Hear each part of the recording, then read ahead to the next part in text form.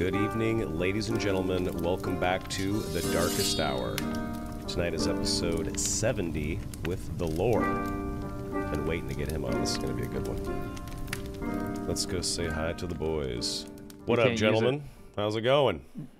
Yo. Howdy, Simon. What up? What up? Good to have you guys here. It's been a bit. What's going on? Hey, what? What's up? 4 weeks? Been a while. It does feel like it's been a long time. It's probably only been 2 weeks, but You've been busy doing dark and darker business. Yeah, I know. I feel bad. Anything you can reveal to the community from your adventures? International advertiser. Yeah, of the game. An ambassador / official representative.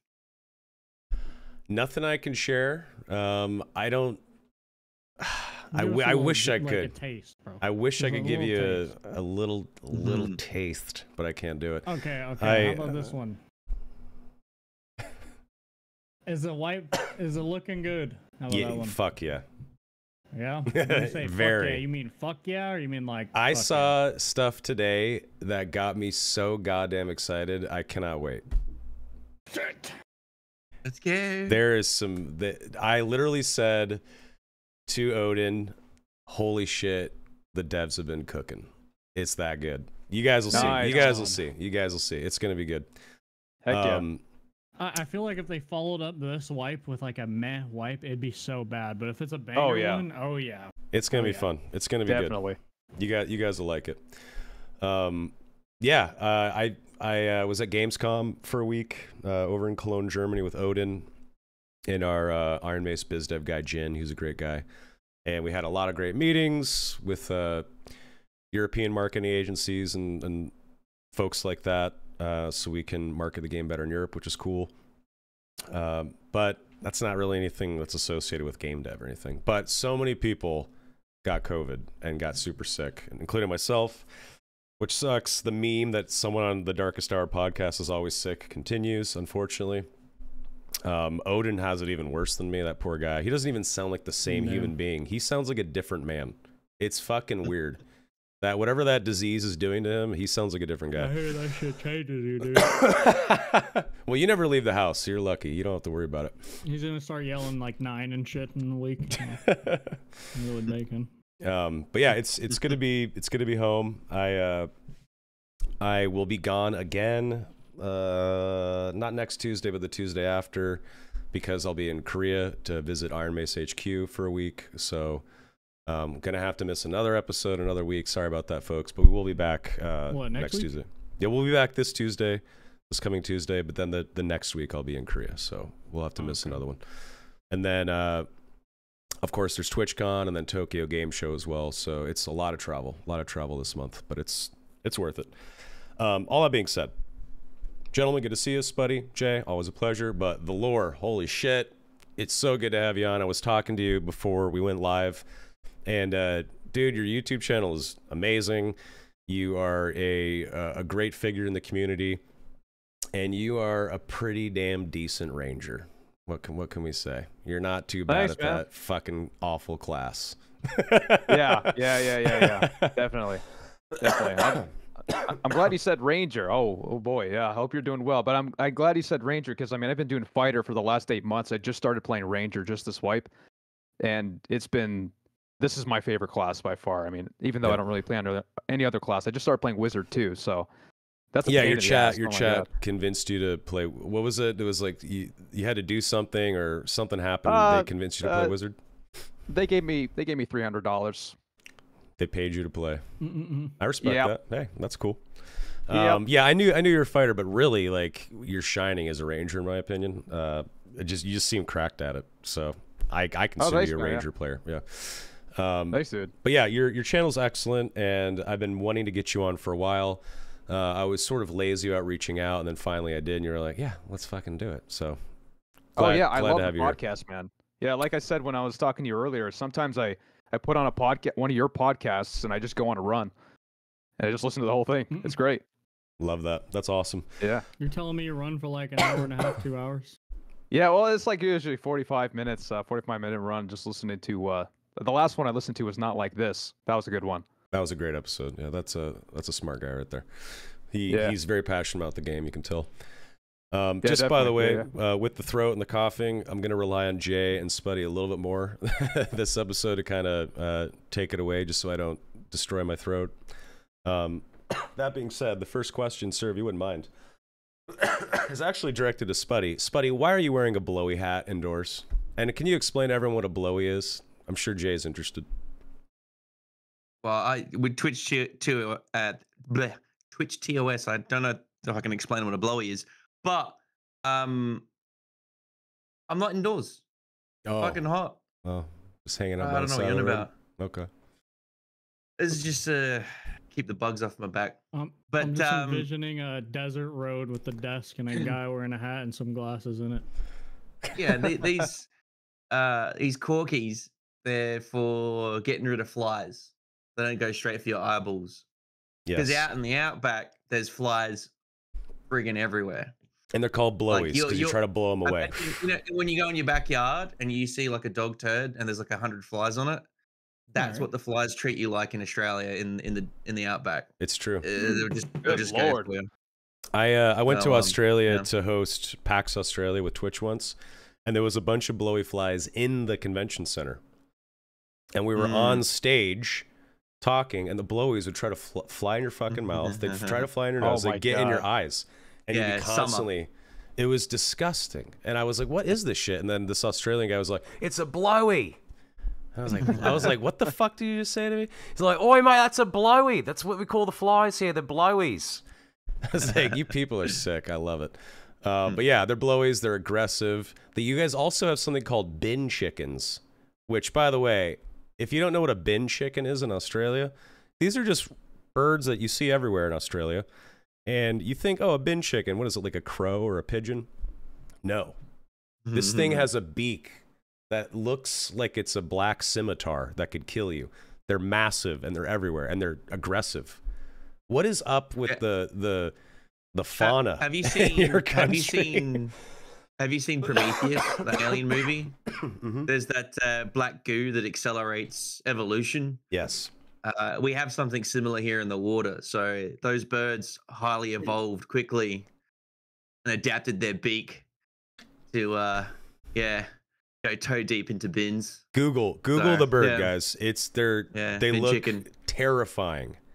To be honest, the wombat is the weirdest thing we have here, because it looks like when explorers first came here and they discovered the different fauna, there was other explorers trying to convince one another that the wombat wasn't stitched together. They thought it was a prank. They thought some like sick pervert had like taken 4 animals, cut it up and stuck it together. So yeah, I don't know. I feel like it's like sometimes my country's a bit of a Minecraft mod to you guys around the world, but to us it's just everyday life. A wombat. You really do just play Duck Duck all day. Oh, that thing like a little baby. I have it up on. I have the. I have the bin chicken up on the stream, by the way. Look at this terrifying animal. Let me see. It's up on the stream. I mean, this is. Oh. What the hell, dude? That is an Australian pigeon, folks. Like, that's not okay. I got a question for Australia. You guys have those big ass birds? You know, the huge ones that are like polite, kind of. What are those ones called? An ossuary. Nothing's polite here. Nothing.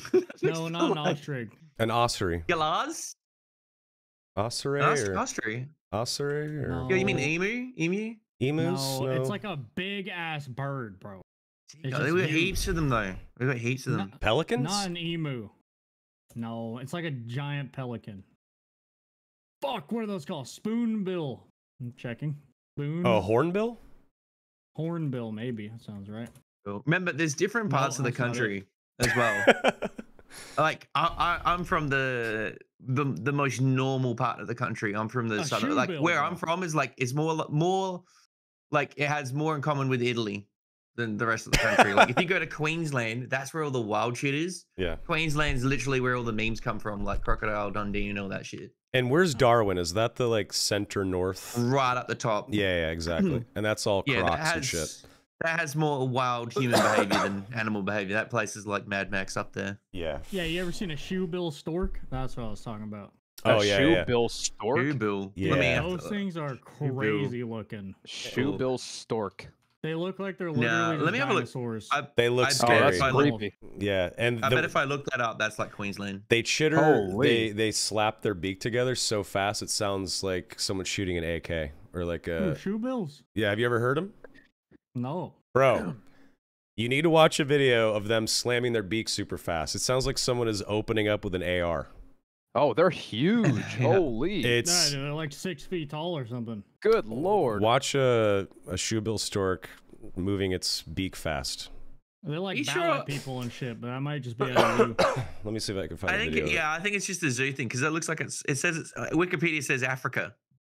All right, I'm about It to play a says video. from bills Zambia. clapping, so they kind of shake the bottom and the top That's of if their I'm looking beak up the or right their thing. bill backwards and forth at different Kinda want one speeds, of those. and it kind of I claps love that we're a together. darker, darker And that's how podcast you and get we're this all on kind of Wikipedia amazing, right like, now looking up human fucking type birds. noise, and it's not fully That just is about not why a they do bird. it, but it Release seems the to be update! used That as is part of not a greetings or bird. other shoe That bills. ain't is no like way a- that's Part a of their bird, bro. A mating. T-Rex fucked like a pigeon like 8 billion years ago. I'm not sure if that's Australian. I think it's African. I mean, we're all from Africa if you get really nerdy about it. But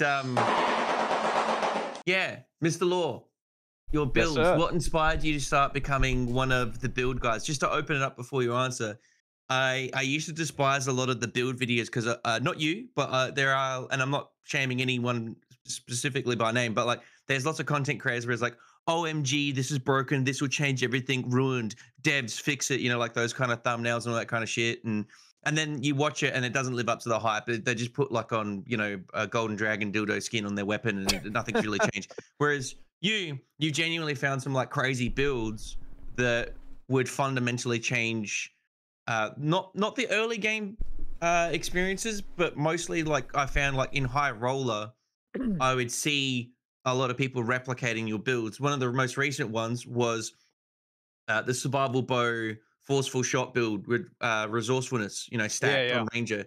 That shit was crazy. Like I started interviewing people while they were fighting me going, you dirty bastard, did you watch the lore video? And they were like, yeah, mate. Yeah, no, that's this. And I'm like, oh, fuck. So what inspired you to start sort of, I guess, making a lot of videos like that around the game? Yeah, dude. Well, I started off market flipping. That was my main thing, and then I just ran out of things to flip.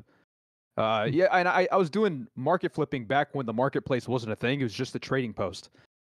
So I would just, if you like scroll back to my, first videos, all of it is just market. Yeah. There's no gameplay.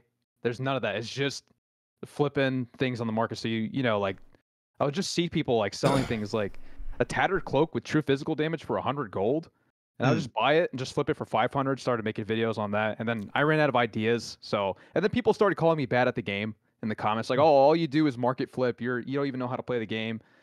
So then I started playing the game and it was it was a lot of fun, man. Like I died a lot. I, rage quitted a lot. Just like Dark Souls, I would rage quit. But eventually I would just keep coming back to it. And I started becoming around like the 800 hour mark. I started getting decent at PvP. And when you get decent at PvP in this game as a solos player, you can get pretty rich. Yes. Because you kill a player, their kit is worth like 3 to 5K, sometimes 10K gold kit. Like I literally got Elven Bow yesterday. It was insane. I got Cinder the other day too. And just these kits are crazy. So, I mean, to do the build videos as insanely as I do them, you got to spend like 5 to 15K per kit. Yeah. So like, so that's how you get like that insane. So like the clickbaity videos, I mean, I guess some of my titles are clickbaity too, but I sort of try to give you the real thing, like 50 or so. That wasn't a dig at you or anyone else. That's just more. Like I was saying, like when people don't come up with the goods, like you've been coming up with the goods in the video, That requires gold. That you gotta get gold. And ever since I started becoming pretty consistent with PvP, I was able to knock out those videos. Now there are videos that I couldn't put out because I spent 15K on a kit and died the first game. I'm like, I'm not uploading that shit. Like there just ain't no way. I'm not uploading that, dude. So and then I would just go back to the grind, get like 3 or 5 kills, sell everything on the market, and then just make build videos. I did fighter for like 8 months straight, Slayer fighter, and then the nerfs are just breaking. They broke my heart. It's interesting. You and Lord Collector are the only two guys I know that really made content around the economy aspect of the game. It's interesting. You would think you would see maybe a few more folks, but really you're the second guy. Oh yeah, yeah. Yeah, it's interesting. Yeah, when I was starting up, actually, he was my first video that I made on Market. He commented below. I was like, "Oh, who's this guy?" And he had this whole guild and all that. And I made those videos too because like nobody made those videos. I searched up trade flipping Dark and Darker because I used to like auction house flipping WoW, So I was just I mean it's not nothing new. It's just nobody did videos on it and. Yeah, apparently there's a lot of people who hate when you flip items. I don't know if you guys are against that or not, Jay. I don't know. It's okay. Yeah, I don't think so. I think Jay doesn't like it. Yeah, I think I heard you say it. Oh, you got to put the effort into Duel though. It ruins like the base price of all items. I feel it does. I agree. Yeah, it's like I actually used to do that shit in real life. I would for beer money. I would go to a thrift store. Find something for like $5 and flip it on eBay for like $45. Did you really? What years did you do that? Oh, I did that up when I was I think 18, like age 18 to 21. I would go to thrift stores. What year? Probably 2015, 2016, 2017. Dude, I did the same shit when I graduated high school in 2004. I moved to Portland, Oregon, and me and a buddy started an eBay power selling store. Retail arbitrage. We flipped. We would go to like Goodwill and get a pound of T-shirts for like $6. Like Dare T-shirts and shit, like vintage shirts. Yeah. And flip each shirt for $20.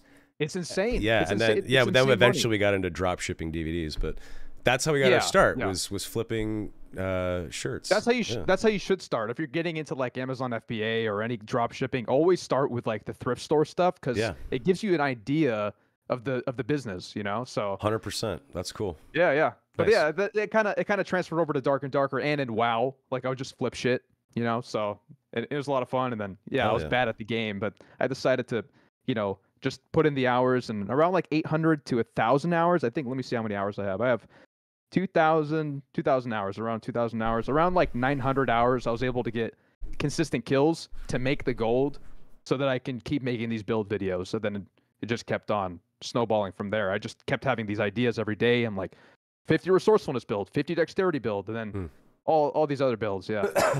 That's awesome. And sorry about that intro, by the way. That's not how we usually introduce the podcast. But I would love to hear. It's funny. How do you survive?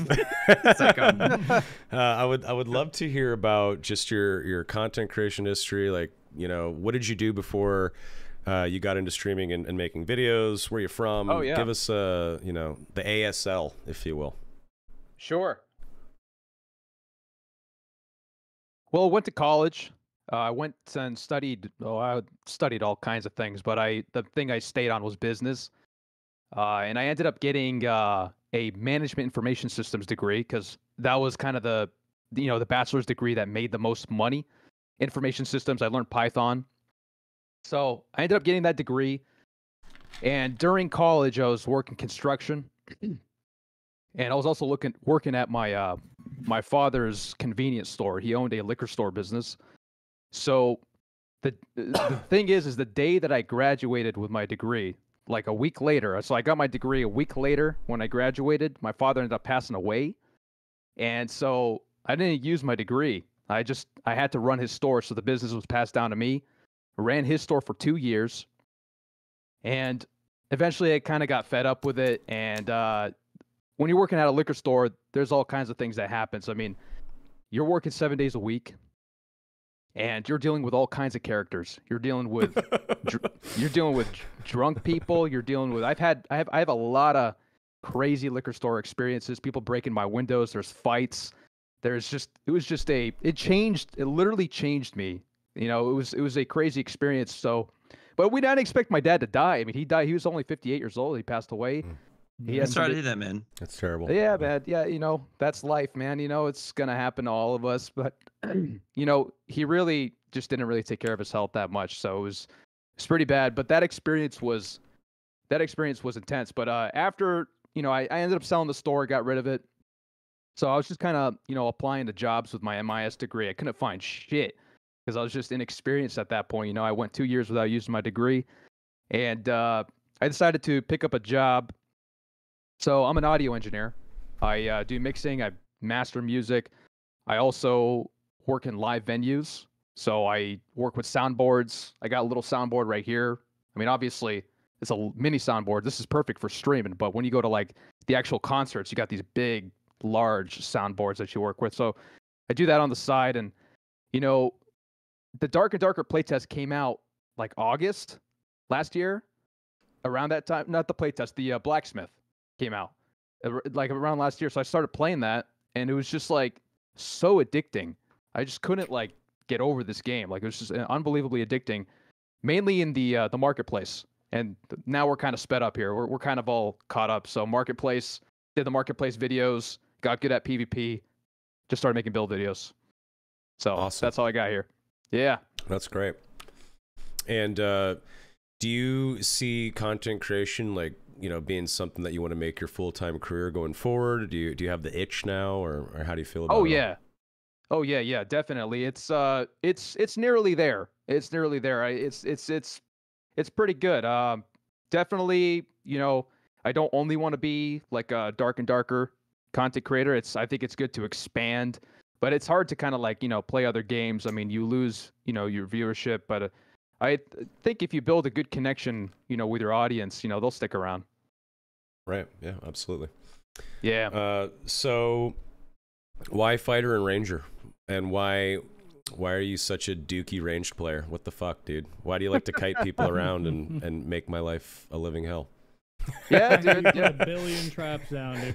Yeah, billion traps. Yeah. Oh god. Yeah, it's bad. It's bad. I mean, I played fighter because it was the easiest at first. I mean, I tried wizard, tried rogue, tried all the classes. I just found that like a good middle ground for a new player is probably fighter. So I started doing fighter. Hated plate fighter because I hate slow gameplay. And I found Slayer Fighter. I was like, oh, this is pretty cool. Dual It wield, was fun. pretty sick. Yeah, it was fun back in the day. Yeah, it was fun back in the day. Now the nerf, I'm glad the nerfs happened because it pushed me to play Rangers. That's why I play Rangers, because when the nerfs happened, the weapon damage nerfs, you can no longer stack a crazy amount of true damage. Everybody has high HP. Everybody's wearing physical damage reduction.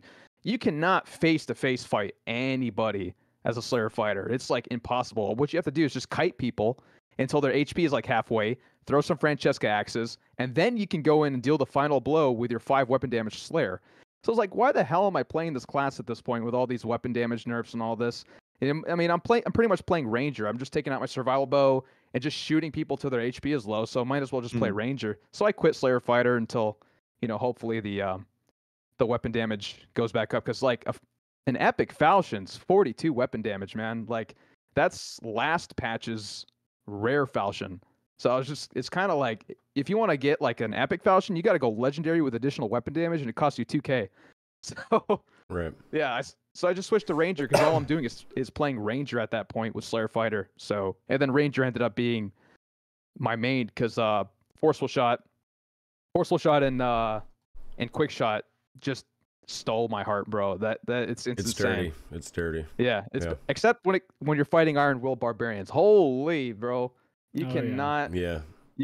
Your Forceful Shot doesn't work against Iron Will because Iron Will ignores the knockback effect. So I have a hard time fighting Barbarians. A really hard time. I actually lost my Elven Bow because the Barbarian didn't even have Iron Will. I just lost that fight because I suck. It was bad. It's very fun to watch. Very, very fun to watch, but it sucks to play against it. Yeah. It's not fun to play against, but man, it's entertaining. Yeah, I don't think I've ever ran to like a true Forceful Shot survival bow Ranger before. Oh, no way. You play Wizard. You play Wizard, right? Yeah, a lot of Wizard. Yeah. I commend you for that because I'm trying Wizard. It's a pain in the fucking ass. Oh my god. Oh, it sucks. It sucks. Good Does Lord. it really? I think it's fun. I don't know. I used to be a massive Wizard hater, but I think it's strong with gear. No, it's fun. It's fun, but it's tough. It's hard. A lot of work. It's hard Yeah, mode it's bad. Like 9 times with spells that kill them sometimes. It's definitely hard mode. Holy fuck. Yeah. But also the developers sort of, what's the word, man? I don't want to be too crass with my crappy analogies and cock and balls, but I don't know. I swear they blue ball the wizard mains because it's like, all right, for 9 months you're useless. Okay, we'll make you really, really strong for like 2 weeks. and then take it away. Like Overload, Spell Overload was really, really nice, and then they just made it useless. Oh yeah, It's yeah, just like- it's bad. I know they've in the recent patch notes, it's 30% to what 20%. Yeah, 20%. Knowledge. That's not now. bad. But that's Yeah, not it's not terrible, terrible. but I don't know. I've got to try that change. I haven't tried that because it's only just happened, right? I haven't tried that change. Yeah, yeah. I feel like yeah. 15% would be nice. 15%. I mean, they nerfed quick chant, so I mean, Yeah. maybe 15%. You know, that'd be cool. I mean, 20%. That's still a lot. I mean, you still got to spend a lot on your kit. You know, to make it useful. Yeah, I don't understand the constant nerfing of Wizard either. Every time it looks like, you know, it's getting elevated a bit and it's maybe not the least played class for a couple of weeks, it just gets knocked right back down. Like, it's okay if more people play Wizard. It's okay if we see more Wizards, right? Yeah, well, I mean, Barbarian was allowed for like 6 months to be better than Archer with spamming throwing axes and having crazy, like having the Holy Trinity, speed, health, and damage, the Holy Trinity, and it seemed like it was okay for that. But as soon as Wizard has any of that, everyone's like, "Bitch, please!" And I can only think it's because most of the community doesn't play Wizard because for so long it's been terrible. And it's then just a minority problem, right? Yeah, like, exactly. There's so few of them, and then there's like 10x the amount of fighters and rogues. Yeah, that get shit on by Wizards, so there's 10x the complaints. Yeah. It's literally that. It's there's more to manage. It's just a hard mode class, but still, it's always going to be the least played class, more than likely, right? Yeah. So if it gets a boost because, you know, a patch has been favorable to it, so be it. That's great. More diversity in the dungeon is good. But what do I know? Representation, exactly. Exactly. I didn't think they were even that, you know, I didn't even think they were that. I mean, a wizard, you gotta be a wizard that, you know, you gotta know what you're doing if you really want to frag out on wizards. So I didn't even think like even having spell overload back to what it was, I think that was totally fine. I mean, I think they deserve that. Yeah. You know, I think that was fine. But yeah, they made it so that like nobody's using spell overload at all. So, you know, and now they're buffing it a little more. I guess it's not really a buff, but you know, we'll see if anybody's using it. 20%. We'll see. Yeah. I was using it. Felt good. Oh, nice. Yeah, I played a couple Wizard games yesterday, and it felt fun. It was good. Yeah. Felt okay to me. Yeah. Oh, yeah, same. Yeah, same. I played Wizard yesterday as well, and actually got an Elven Bow kill, so it was pretty good. There you go. Yeah. So I don't know how you'd be playing a solo Wizard. That has got to be the worst thing in the game. Oh, it's painful. Yeah, bro. it's bad. It's painful. Yeah, I lost a lot of gold. I bet. Just imagine how squishy Sorcerer is going to be too. That's just another cloth where we're going to have two squishy boys. You see what they do with all the new classes. They take like all the complaints from other similar classes and then put them all into the new one. You know? That's true. Sorcerer's gonna have like a insta-die to landmines, probably a little like escape. It's gonna have all that shit, I'm sure. Hopefully. Teleport. Yep. Yeah. So we got to address it because it just dropped today. But end of wipe event, multi-classing has resurrected itself and clawed out of its grave. Don't go in general chat. Don't go in general chat. I won't, sir. What do you guys think? Multi-classing's back. Take it away. Fun, bro. Okay. I was playing 124s for like 6 hours straight. It's actually so fun. Oh, nice. Multi-class. Nice. That's awesome. I haven't played yet. I haven't played since yesterday, so I haven't tried the multi-classing yet. But I'm gonna try Achilles Strike Ranger. So Ugh. Could be bad. Yeah, about 100 of those. You're gonna make me sick. If I wasn't already sick, you were gonna make me sick. Okay. I think it's fun in short bursts, but if it was like in the game, I'd lose my mind because like there's so many interactions where you can't make a read. Like you see a barbarian, you go, okay, he has speed, damage, health. He can do everything in the game. Yep. You know what I mean? Not, bro. Yeah, but now you can do infinite things in the game. But like there's certain classes like a wizard, if you're like a rogue, oh, you know, you see a wizard, you're like, if I just catch him off guard, I can literally just 2-tap him or whatever. If it's a fighter, you know, he's going to have sprint and second wind, so I got to pace the fight, blah blah blah. You can make reads. With multi-classing, you can never make reads. Like it just anything, just random shit go. You know what I mean? Oh yeah, So, yeah. I think it's fun in short bursts, but holy crap, if it was ever like a permanent thing in the game, I I can don't just know. tell you've never played double jump backstep op ranger. I can just I tell. played. I played double jump. What was it on ice map? Double jump wizard getting on bullshit locations people can't get you to, and then you just Yeah, fireball that's- explosion them. That's This is unethical. cooked. Yeah. Yeah, dude. No, Spuddy, I agree with you, man. Like, I think the unpredictability factor is it's too much when there's multi-classing, and I've never seen so many people in general chat cry over something, man. Like, It's insane. Creep was bad. Creep was pretty bad. Like everybody having creep, but multi-classing, people legitimately like quit the game over that. So I don't know. Yes. I agree with you, Spuddy. I don't think they should. I think like, having like kind of like an event for it. I mean, that's cool, but like bringing it into the game somehow, I don't know.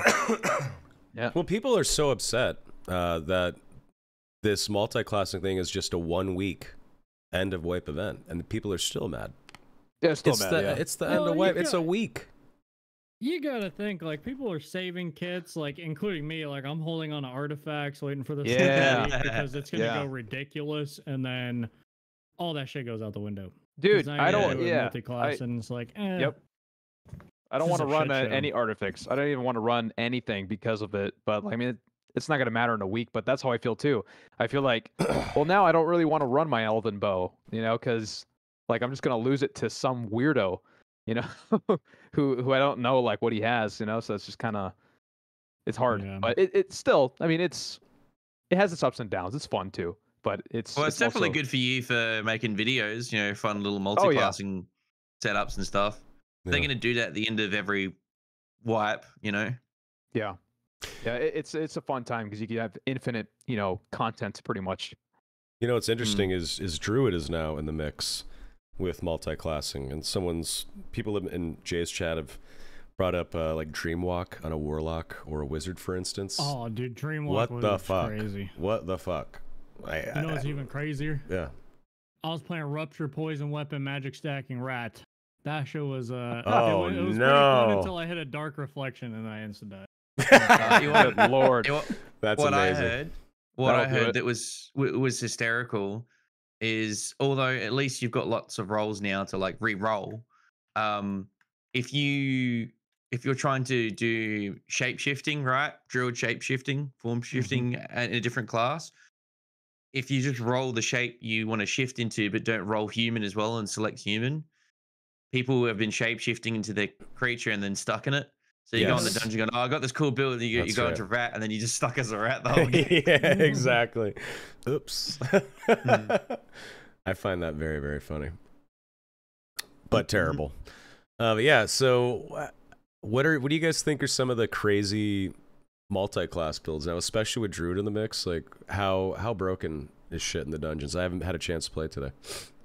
I'm pretty sure rogues just take Panther and they get like 80 agi and then they Oh one-shot my everybody. god, I didn't even think about Yep. Rogue Panther. Holy That's shit, bad. that's terrible. That's why people get triggered, because it's a Yeah. race to, it's an arms race to whatever's the broken meme in the game. Oh Yeah. shit, I Yep. didn't even think about that. Yeah. Wow. I was playing Pokemon Trainer earlier. I had Groot, Hydra, and I was intense focus earthquaking people. It did not work, but it was fun to try. See, that's Damn. that's the cool part about this end of wipe experience is people can just try a bunch of wild shit and hopefully have fun with it. That's the point, right? That's the point. That's the whole point. Just have some fun. Fun People in are video pretty games. mad. Yeah, I know. What a weird concept.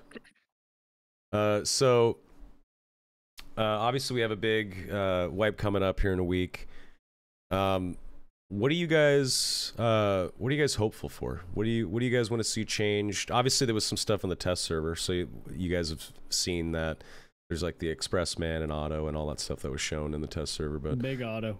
yeah, Big Otto, he's grown up now. He's been eating his kibbles and bits.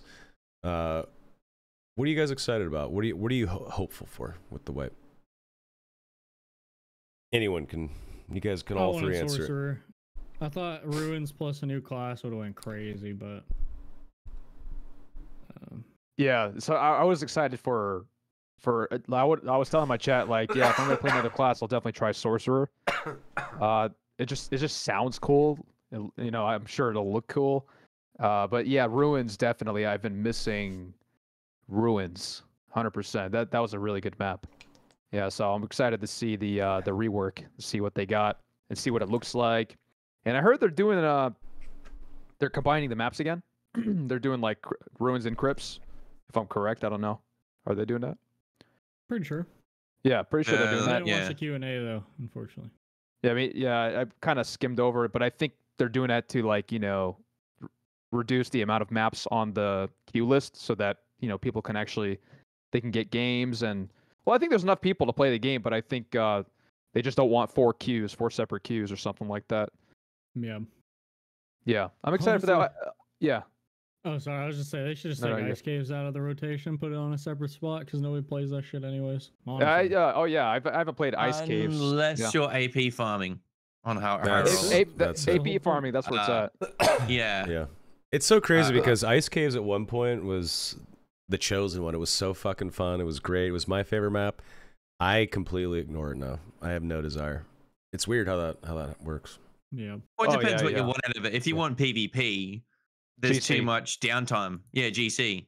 Yeah. So it's kind of like the irony of them adding arena mode is that it's already in the game. It's called Goblin Caves. Yeah.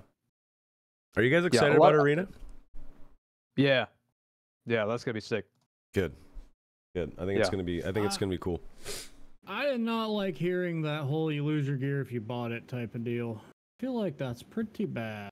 I think it's awesome. I love that they're trying to finally incorporate some sort of self-found. Can we explain that for the viewers that don't know what that is? Like what you're referring to, like in detail? Because it's like I skimmed through the notes the other night. I needed to like read the proper full thing, but like it's essentially everything that you find you found right in the dungeon before you take it into arena, they can't take from you, right? But if you got like say you traded stuff or it was like RMT, the enemy gets it. Yeah. Am I? Yeah. That's So pretty much it, right? No, essentially, just what it is in a nutshell is if you find something in game and you bring it into the arena and you die, you won't lose it. But if you buy a bunch of shit on the marketplace, your friends give you a bunch of crap and you go in and you die, you'll lose that gear. So it's essentially like borderline solo self-found. Yeah, exactly. I think what this is a soft test. I'm making a guess here, but I believe it's like a soft test of solo self-found type stuff, which I have been fucking bitching about forever. That's where I would like to see the game push to. It's just such a weird place to test that. I mean, I don't know for sure if it is a test bed for that. This is just something that they're trying out. But yeah, I'm excited for it. I like it. I like finding my own gear. I do not like going onto the marketplace and having to min-max a set and buy a bunch of clothes, you know, at the fucking store and then go play the game. I want to grind and find my shit. So I'm excited about it. It just seems weird that the whole like building a god kit to run for arena is kind of just gone now. Well, no. If you have a god kit, there's risk involved. That's all it is. And if you find your own god kit, then you keep your god kit. Well, the whole point of the god kit is that you're a god and it's going to be hard to kill you. So it makes sense that there's some semblance of risk. If I'm going to go in with absolute Bissington to the fucking nth degree, and if I die in that fucking Bissington and I lose it, okay. So that's just the way it is. But if I find... here's the deal with the whole arena mode thing. I'm going to be a bit of a negative Nancy. I'm partially excited for it. My concern is it splits the player base too much, right? And then it becomes a game within the game. So I've had lots of loves when it comes to my multiplayer games over the years, right? And as soon as a game offers something that's different from the advertised experience, you start getting shards in the community of what people play or expect from the game. So you know right now how like Deadlock's popping off. Everyone's played, other than the law, everyone's played Deadlock in here in this podcast, right? I have not played. I've just watched it. I haven't had time. You just watched it? Okay. Imagine if Deadlock out of fucking nowhere adds an extraction mode to the game. Well, I think another. Do you get what I'm saying? Do you get what I'm saying? I think I think a good thing. I think that's probably why they're doing it on the weekends. I think is that what they said? They're doing arenas on weekends. They're gonna test to see if it's okay to do it just sometimes and not have it always on. And they mentioned weekend, like Friday through Monday or something. I can definitely see your concerns, buddy. Yeah, absolutely. But yeah, if they're gonna do it, like, I think it would be cool to test it like weekends and stuff like that. But yeah, hopefully it doesn't separate too much from the main gig, because Dark and Darker the way it is right now, I think it's amazing. Just get a couple more maps. I think aren't they coming out with like another Goblin Cave level too? They said that, I think during the One Peg interview, they said that because people have been hounding them about it, they're considering it, but I don't think there's anything set in stone. Oh, gotcha. I think I mean, personally, the 3-level dungeon experience has always been sort of something they've always pushed for, right? So I can only imagine that, yeah, they probably do want to add more floors. They probably don't want just single-level maps. So I hope that we see some sort of like deeper goblin level or something like that. You kind of want all the maps to offer variety, but the same gameplay loop. So you don't go, oh shit, I'm just going to queue Goblin Caves for PvP. Or I'm not going to queue Ice Map because it's only a PvE map. Because then you get that dichotomy. Like I said, you get multiple games within the game. So right now, Goblin Caves is arena mode. Like if you forget this patch coming, as it stands, Ice Map is that, oh my God, that's the AP farming map. Fuck that, right? Yeah. Goblin Caves is the arena map. And then Crypts is sort of like the in-betweener. You get a bit of PvP, you get a bit of farming, you get a bit of everything. It's I mean, I'm not speaking for Jay. Jay can pipe in, but when I watch Jay, he always, in the past, every time they change, like they put ruins on top or whatever, you were like, oh my God, bro, bring back Crypts. Like Crypts was the you know what I mean? The vibe of Dark and Darker. And I still feel like that map captures the essence of the game, right? So, I'm going to be honest with you. I had a point, and then like a fucking blowfire flew past me. Blowy. I got distracted. Damn blowies. But yeah, like they. Sorry, no, I'm back on track. Essentially, sorry, when you go to Crypts, you have bosses to go farm. Exactly. You got multiple things and shit like that. Certain maps, they don't have that. I know Ice Map has the Wyvern now, which is a good thing in the lower cave. That's added a bit of depth to it. But like I feel like for some people, just playing Goblin Caves is Dark and Darker because you've got insane PvP, and then you have the point of interest, which is the Troll or Cyclops. It brings people together to.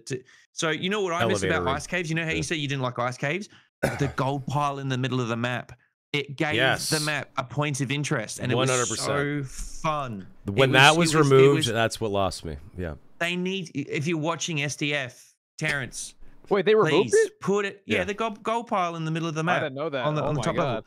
That gave that map so much reason, one, for people to queue, and then two, a point of interest. So when they're doing their level design, they've got to think about points of interest, because that map, I feel like that top level of Ice Map lost it. It's just a whole bunch of people farm in their module, and then they go to the Hell Dungeon and then just farm. I mean, to be fair, though, Katie just said they are adding mini bosses. I mean, they know this. So there will be a redux and stuff added. Not a redux, but stuff added to make it, a viable map to hit again. But what do you guys think about matchmaking between floors to fill those lobbies up? So you go from ruins to the crypts down to hell, and obviously in between, in the test server, they showed the Expressman and Auto, where you can actually give stuff to Auto to run back to your stash, or to a merchant that you can buy stuff from the postmaster, and obviously leave more room in your inventory to continue on to other floors. Do you guys like that you have that ability to drop some cool shit that you found onto Auto, matchmake into a new full lobby into the next thing and the next thing. How do you guys feel about that system? I think it's another blue portal for like ratting and stuff. Can you 'Cause elaborate? now they're just gonna rat. They're gonna take all the items, and since they're looted off players, they're just gonna depot them and then leave the game. Probably. You don't think people are going to continue going down and down and down? He's speaking I'm as, talking about for, like, someone who rats. gets stream sniped by rogues. I'm talking about you kill a team, and then by the time the third one dies, the first two are completely butt naked, and you don't have any of the loot. That's what I'm talking about. I think that's like a big problem for it, but I think it would be fun. I think Basically a backpack, but a big ass secure container backpack. I think if they make, here's the deal: outside of PvP gear, right, that is being siphoned, if the value of going to the lowest dungeons is higher than the top dungeons, then it will be a good system. But if you can make just as much money on the top level, and then just like Jay said, just hoover all the shit and dump it and then leave, I just think it, like you then go to the bottom. Like, I don't know, man. I just think, Yeah, but if you can drop everything onto auto and empty your bags and then continuously, and instead of having to go all the way back out to the menu, requeue, restart, just drop the shit on auto. well, no, he's saying it's a free blue portal. Do you get it? Yeah. So it's like, let's say you've played the match poorly, but because so for shitters that just hoover up gear, right? Playing the game well and sourcing a blue portal is a part of the difficulty. But if you just rat and just bitch a fight and then quickly go for red, dump, and then fuck it, you get killed by whatever the first thing is that you interact with in the next level of the dungeon, you've just got a free kit or free gear, whatever the hell. Like it's just easier to do that. And then they don't care. They don't care about the next level of interaction with the game. There's no risk associated with this. But isn't the whole point though? The whole point is to get gear and to keep getting rich and keep ratting. So why wouldn't you drop all the shit and then go right into crypts and keep ratting? Yeah, no, that's what. No, what I'm saying is, if the value, I think we're talking around each other though, because I'm missing something. No. Jay's got a point, but I'm trying to articulate it in a different way. If the value of not, here's the deal. They have got to make Hell Dungeon or any of the lower tier dungeons more valuable than just being a bitch fuck and camping squad fights or camping on someone else's death. Yeah, I get that. Third partying and then hoovering and then bailing. Totally. Because right now, especially at the start of a wipe, it's not the case because no one has enough decent gear. But give it like 2-3 weeks into a wipe, and then that's the rest of the game for like the next 3 months. It's more valuable, like just hovering around people and siphoning a player death would be more valuable than going down. So they need to make going down more valuable than just hovering around Jay's body. Sure. Yeah, I agree. That makes sense. Happen though. That just doesn't. I don't think that ever works. I see what you guys are saying. Player loot is like by far the best money in the game. You know. Yeah, and the thing is, he just got 30K from his kid. Exactly. So, but the thing is, if you kill someone and then get that juice, it's like shit.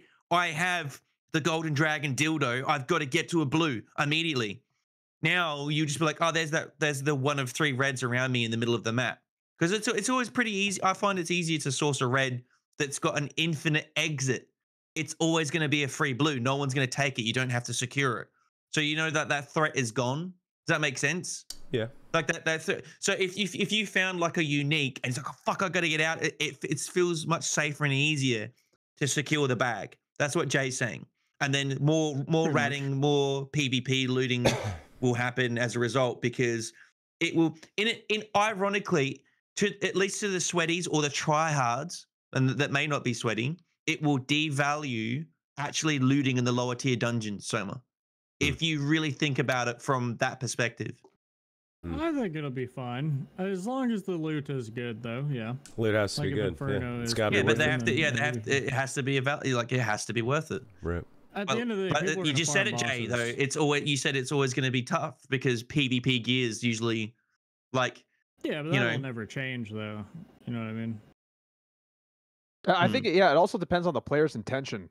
I think too, because you can go down, Yeah, you can go down a couple times. Maybe you want to keep your gear and just get out. Like maybe you got a couple decent kills and you sent things up, and maybe you're just like, well, I don't want to risk going further, so let me just get out now.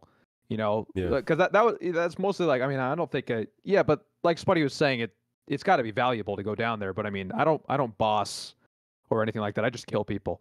So I just kill, take gear, and so that's my intention. But it depends on the player's intention, I guess, what they want to do. If you want to like climb the leaderboards, maybe you have to go further to get more AP, like in the lower dungeons or in the other levels or something. But yeah, I could never get into, By the way, I'm not knocking it.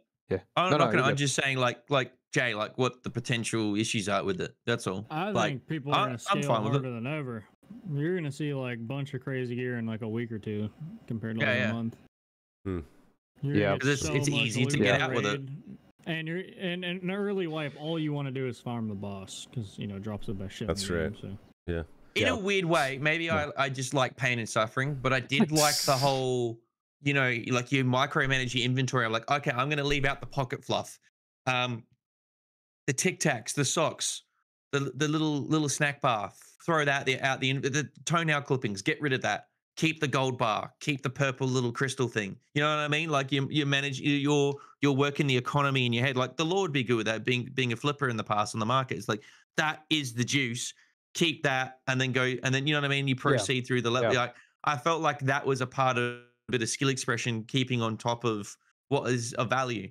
Now you just like fuck that, just dump, next level, dump, and all of a sudden you've got a girthy, swollen sack the size of Santa Claus. You know what I mean? So wow, that's true. Like you said, there'll be a lot of snowballing with gear.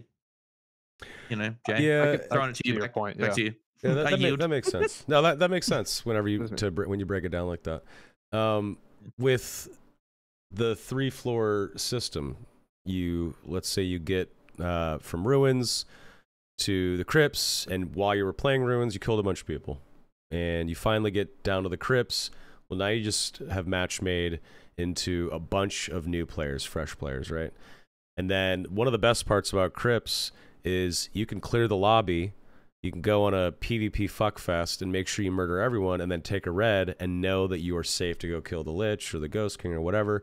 You don't really have to worry that much because you've cleared the crypts.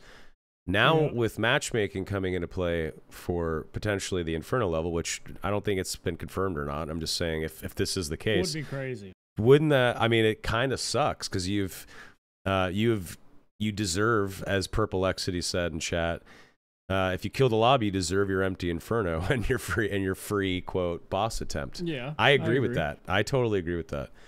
But at the same time, some of the best PvP in the game for me is down in hell. I love it. That's when people make crazy plays or crazy mistakes because they're like, oh my god, I'm down in hell. I want to kill the boss. I have all this loot. People get a little bit more on edge with the PvP, and it seems more fun to me for whatever reason. I don't know why. Maybe it's not that much more exciting, but third party fucking hell. Yeah, that's another thing. It's because they're gonna match like 9 people in Inferno if they do it, and then I'm worried about that. Yeah, it's tough. Well, they're just backing the third party of the game already, so it's like whoever goes on the boss first is going to die because they're just gonna have 2 teams waiting for them to kill the boss. And you need more time in Inferno. Spells. Yeah. You need more time in Inferno too. If you want to secure that free boss kill attempt, well, now you have to go clear around, find the other teams, kill them, make sure you're good to go, optimize your kit more with their shit because they're probably gonna have some good shit. You need all that time. Then you have to go kill the boss. If it's HR and you're not Jay and repos, it's probably going to be slightly difficult and take a minute. So does Hell need more time on the timer now? Well, yeah. I'm just gonna hope that they don't matchmake on Inferno. Yeah, me too. I think if it's Ruins, Crypts, Inferno, and you have a great long Ruins run and it's super fun, and then you decide fuck it, I'm just gonna drop the shit that I found onto auto. I want to continue, and then you get a full crypt. I think that's cool. Like that actually sounds fun and exciting to me. That's nice. Yeah, it is nice, but there's something about the potential of matchmaking into a full Inferno when all you want to do is just boss form. It's like, oof, That's a hard pill to swallow. Yeah. We'll see. We shall see. Anyway. Here, speaking of like the update, do you think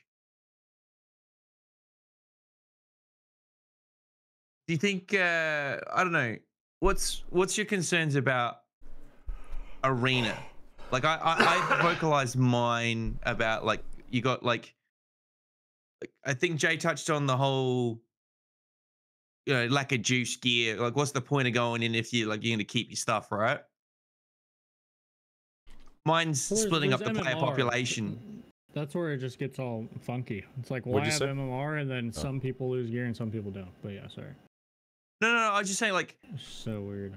What are you excited about it? Because it's like, I feel indifferent about the whole thing. I have for like 6 months, and it still feels like they're not super 100% confident about it. There's just something about it. It just feels weird to me.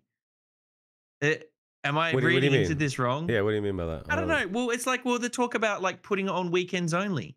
If it was just such a barnstorm of a thing, why isn't it just deep in the game? Like, but because then they're running 2 games parallel. So if you just like basically turn it into an event, it's a lot more contained. Or I'm not a fan of that. I'm not a fan of that kind of timed system in general.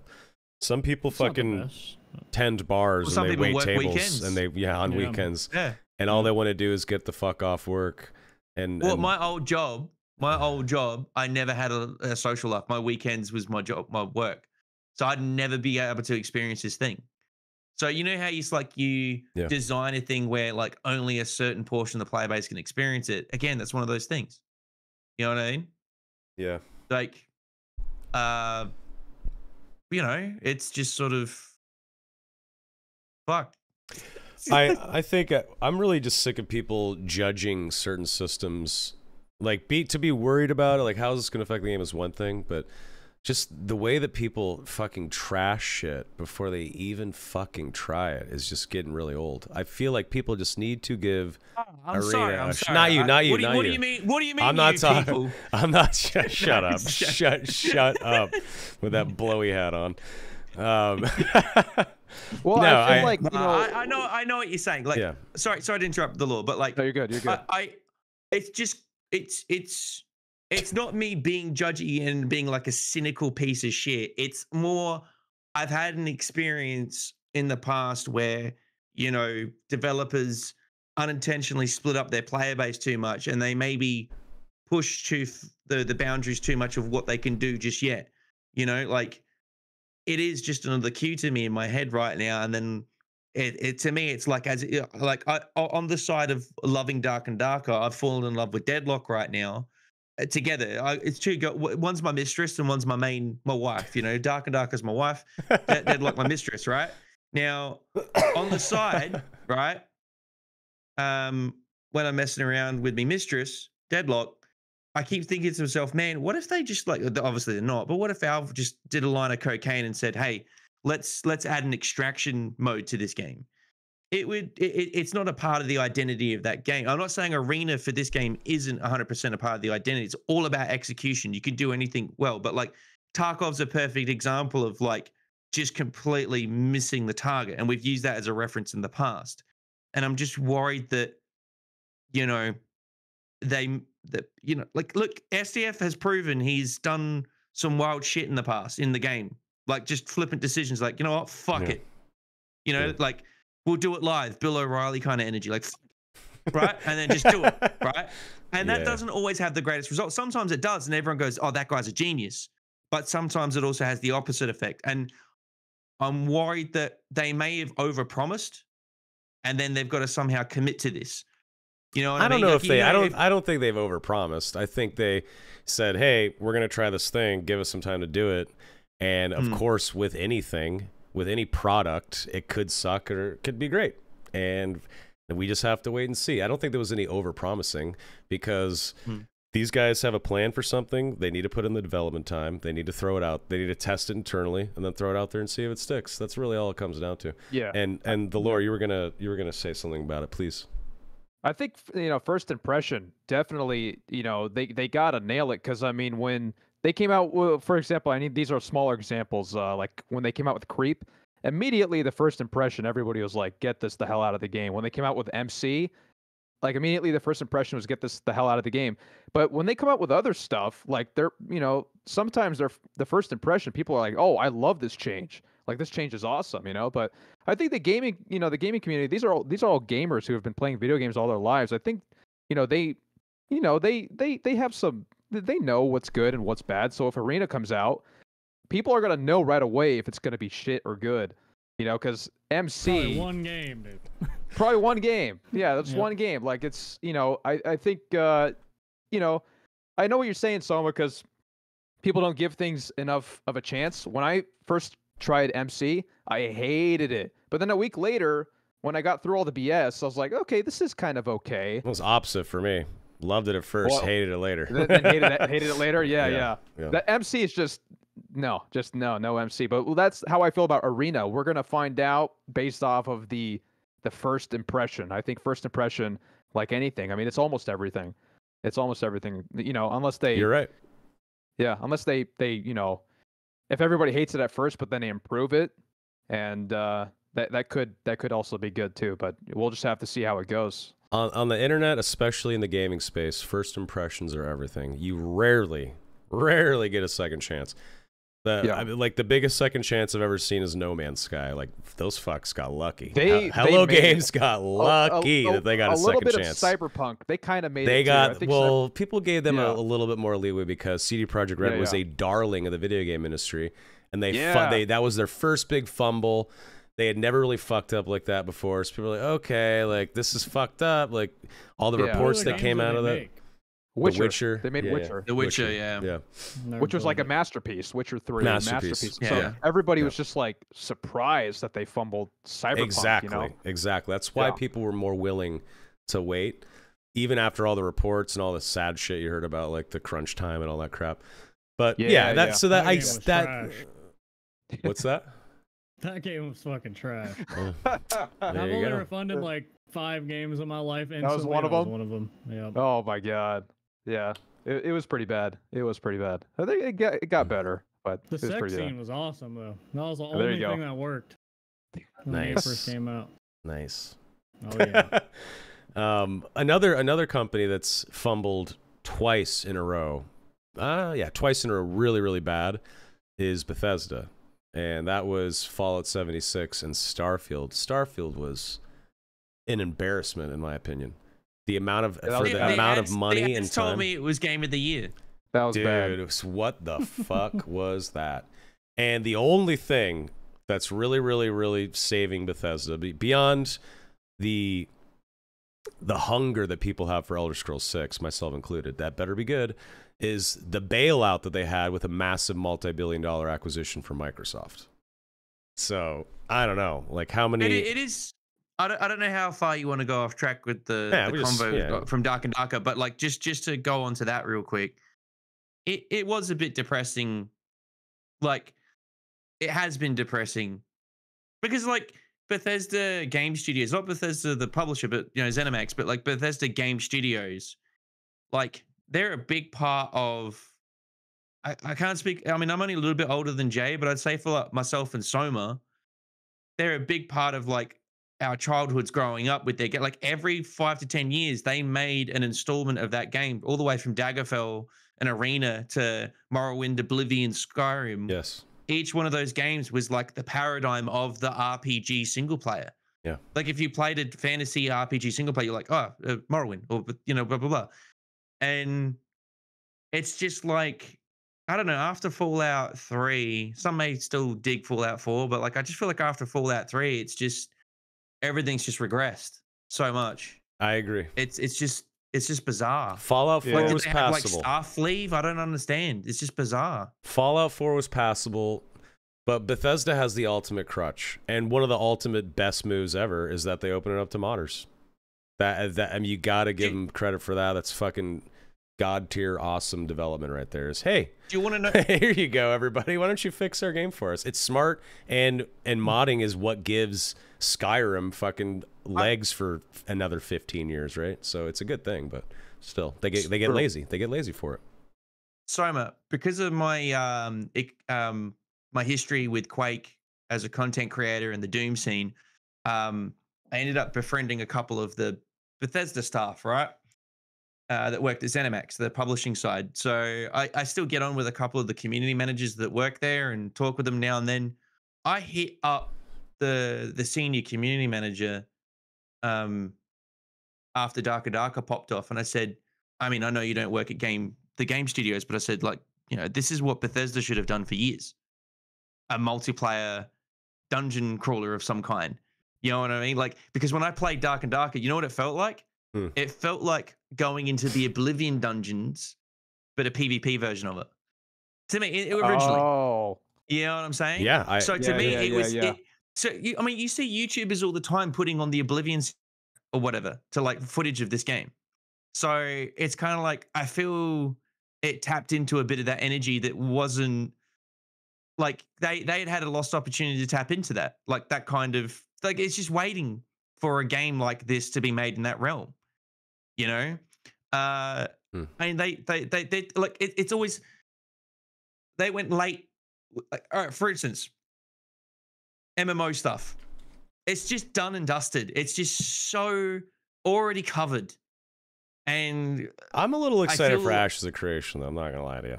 I'm a little excited. After the new combat videos came out, I changed my mind on it. But for me, I just feel like it was untapped territory, and they tap into stuff that's just been done and dusted now. You know, they got to innovate. That's, I mean, like for instance, right?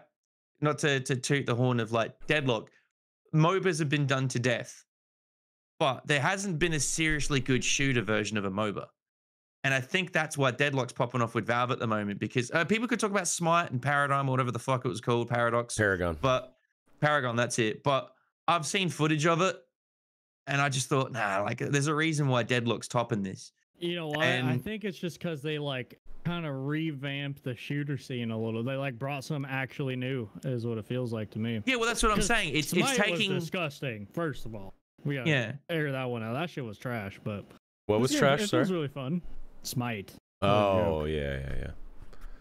But that's what I'm saying. It's like you can still tread old ground as long as you innovate in some other places or, you know, amalgamate some things. So to me, Dark and Darker was almost like taking like that Oblivion dungeon fantasy and making it a PvP multiplayer version. I'm just saying, long-winded way of saying basically Bethesda has sort of dropped the ball by not tapping into a multiplayer version of that because they've wanted to print money with like MMOs. So like Fallout 76, you know how aggressive they were with that. Yeah. You know? Terrible. Hey, look, the success of this game has proven that people want stuff like this. Absolutely. So imagine if there was an Elder Scrolls equivalent of it. Obviously, if they did it now, they'd be late to the game. But I'm just saying, like an Elder Scrolls. With a giant AAA with the backing of a $1 trillion company like Microsoft, they can take as much time as they want if it comes out.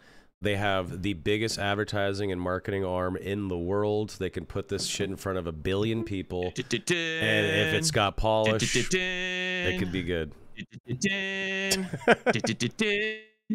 They'll just do another Halo and they'll just keep farming Doom. Yeah.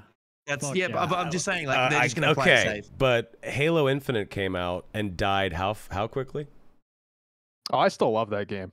Yeah, I love it too. Yeah. Don't play it. Yeah. Don't watch any streams. Assist, no bro. one's playing. Call it what it is, man.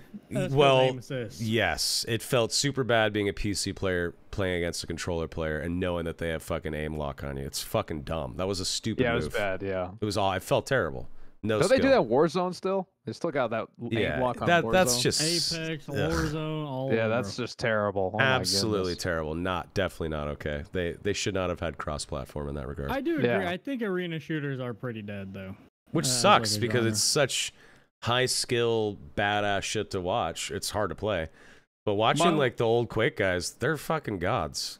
Like they are. They're amazing. You know, a game was actually really good that really nobody knows about was Final Mouse made a game called Aim Gods. It was like WoW Arena but shooter.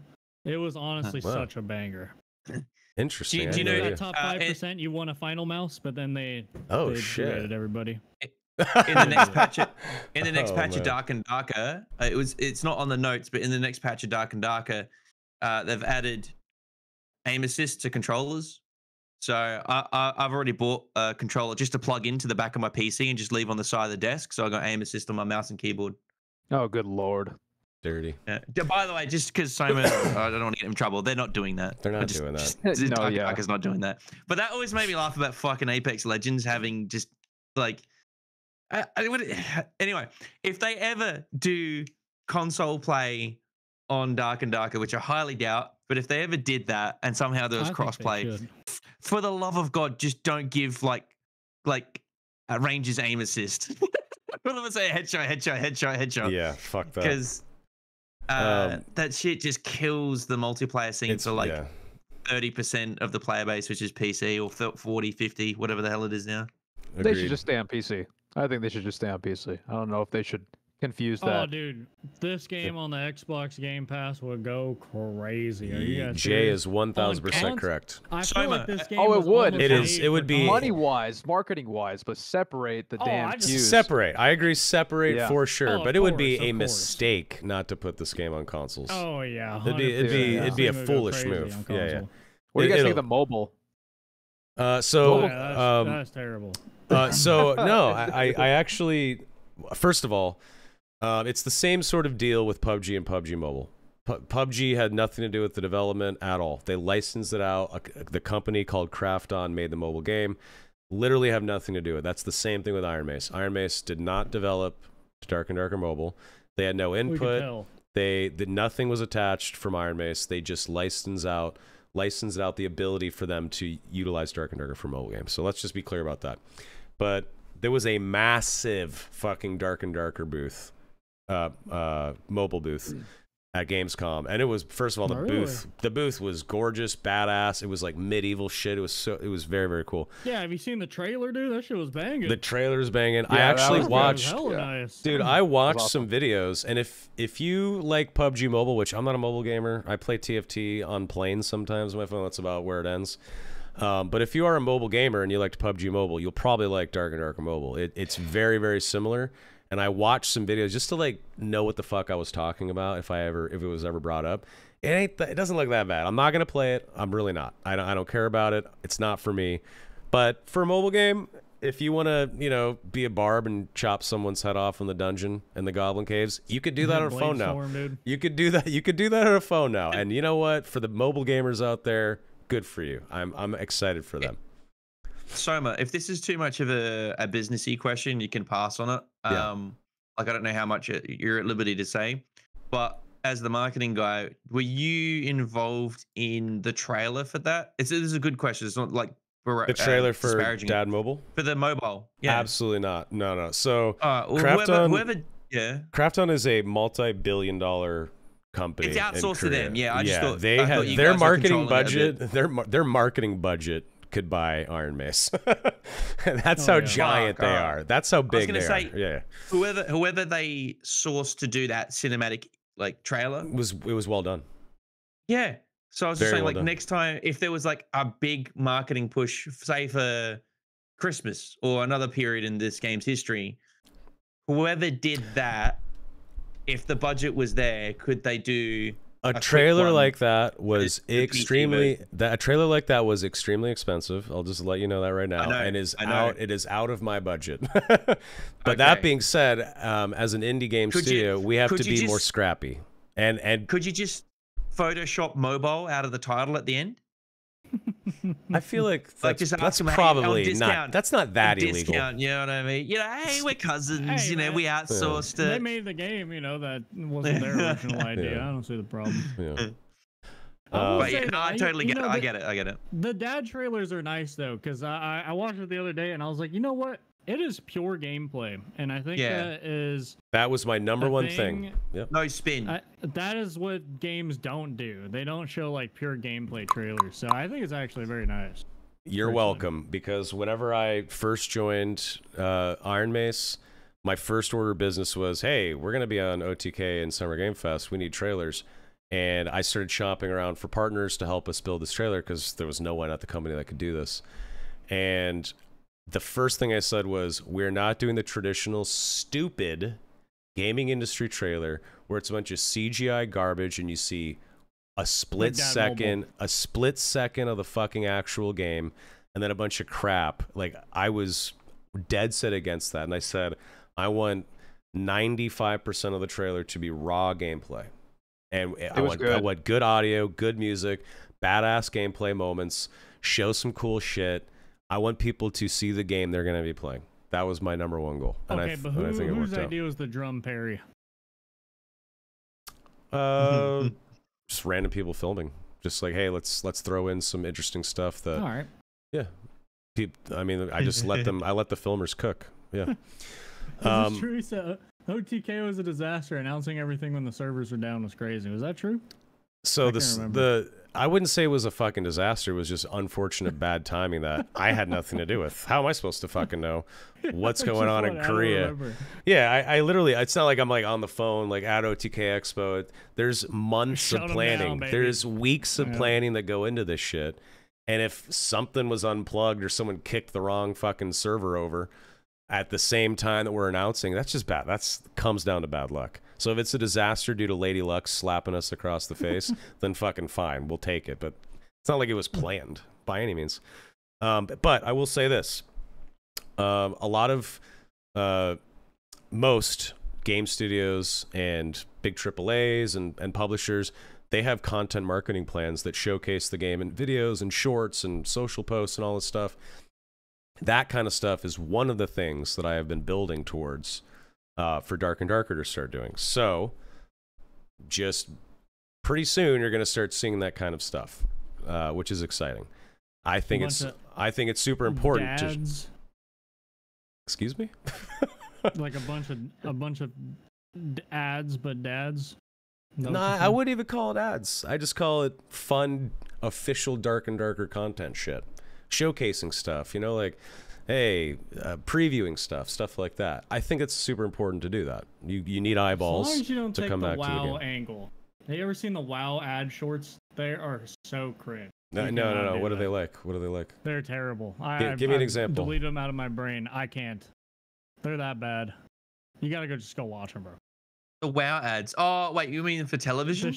The ones that are on shorts. They're like so what? Like, what do you mean? I haven't though? seen shorts. It's like it reminds you of like your 50-year-old aunt who really thinks she's like 20 still and like super caught up, and then she hits you with like an 80s one-liner, and you're just like, that is so cringe. No. That's the best example I got. I have been working with people directly out of the community to help create stuff like that. I'm not trying to like do the 50-year-old soccer mom Extra shit. Cringe. No. That ain't me, dog. Don't worry about that. All right, Thelorr. Before we get over to Q&A, I want to do a nice big juicy Q&A with you. But please, sir, tell us, if you were in charge at Iron Mace for a wipe, what would you want to add to the game? What would you change? What is sort of your personal vision? Selfish, Thelorr vision. Selfish? For Okay, we'll be selfish. Go selfish on us. Where do you want to see the game go? I'm really curious. Give us a fucking speech here. Let's hear it. Okay, well, I'm a solo player. Like, it's hard for me to do like duos and trios. It really is. Like, every time I schedule to do a duos and trios, I'm just like, man, why did I do that? I think in general, I just don't like really committing to things. But since I'm a serious solo player, I'd like to see a more solo dedicated map like Goblin Caves, because that map is like dedicated like for solo gameplay, So. You can do ice caverns and you can do crypts, but those are pretty big maps with hefty mobs and all that. And so I always just stick to the GC. I hope they come out with like a different module, like maybe like I saw something. I don't know where I saw it. I think it might have been on Reddit, but I saw someone introduce like a pyramid map or something, like a desert pyramid map, like where the mobs are like scorpions, and you got the mummies in there, of course, or you got like these crazy sand people with like scimitars, and then they start adding scimitars in the game or something. I'd just like to see another solos dedicated map. But as far as like vision and everything else, I can't see I can't see that far because all I do is PvP. So it's hard because I don't even quest. I don't even boss. I know how to do cave troll. I know how to do Cyclops, but yeah, I'm pretty like when I play this game, I'm in like one section. I mean, I don't do anything but PvP and just make PvP content. So it's kind of hard for me to see like a vision for this game, you know. But that's if I'm being selfish, that's what I would want. I just want another solos dedicated map because I'm not sick of GC, but that's the only solos map that I'd like to run. And you know, when you queue in Ice and you queue in Crypts, like the PvP is, I think Crypts is better on PvP, but Ice Caverns I can't find any PvP. But I'm all about PvP, man. So yeah, that's what I would say. I guess. I like that you can pick a lane like that in Dark and Darker and ignore a bunch of other shit and still have a great time and also be able to create awesome content and build an audience with it with just one little sliver of the pie. It feels infinite. I think it's really cool. Yeah. I could keep doing it. Like I have so many ideas, even though it's just in one section. I just never found questing or bossing or AP farming. To me personally, it's not interesting. It just bores me to death. I hated grinding the demigod. I'm never getting the demigod again. I did it once. I'm never doing it again. It was just I hate looting treasure. I don't even loot. Like if you watch any of my gameplay, I don't touch a chest. I play this game very awkwardly. I just get in the game with a gear set and just kill. That's all I do. You're playing Call of Duty, yeah. Playing Call of Duty, yeah. So it's kind of That's a real game, baby. yeah. There you go. There you go. Okay. Well, I've heard a bunch of content creators and other folks in the content creator space in the game talk about how wouldn't it be nice if they just removed solos at this point? What do you say to that? What do you think about that idea? As a solo player, how would you adapt, or would you? I would get good at 1v2ing. That's what I would do, 1v2ing or 1v3ing. I would actually, that would actually be my focus, and I would lose a lot, but I would actually try to master that, getting good at like 1v2, 1v3s. It's very difficult to 1v2 in this game. Like a game like PUBG, completely different genre. I mean, you've seen Shroud kill squads, you know? But so it's time to kill human aimbot. long-range weapons. Yeah. I just feel like it would be hard to do it in Dark and Darker because you got all kinds of classes that you're fighting, PDR, and then you got, a wizard, and then so like 1v2ing, like if I'm playing Ranger, if I'm trying to kill a PDR fighter, it's gonna take me 80 shots with my survival bow, and then a wizard can just like 2-shot me with a frost bolt or something. So I don't know, 1v2. If they took solos out, I'd probably cry. I just think it would be a mistake. Like I don't understand why.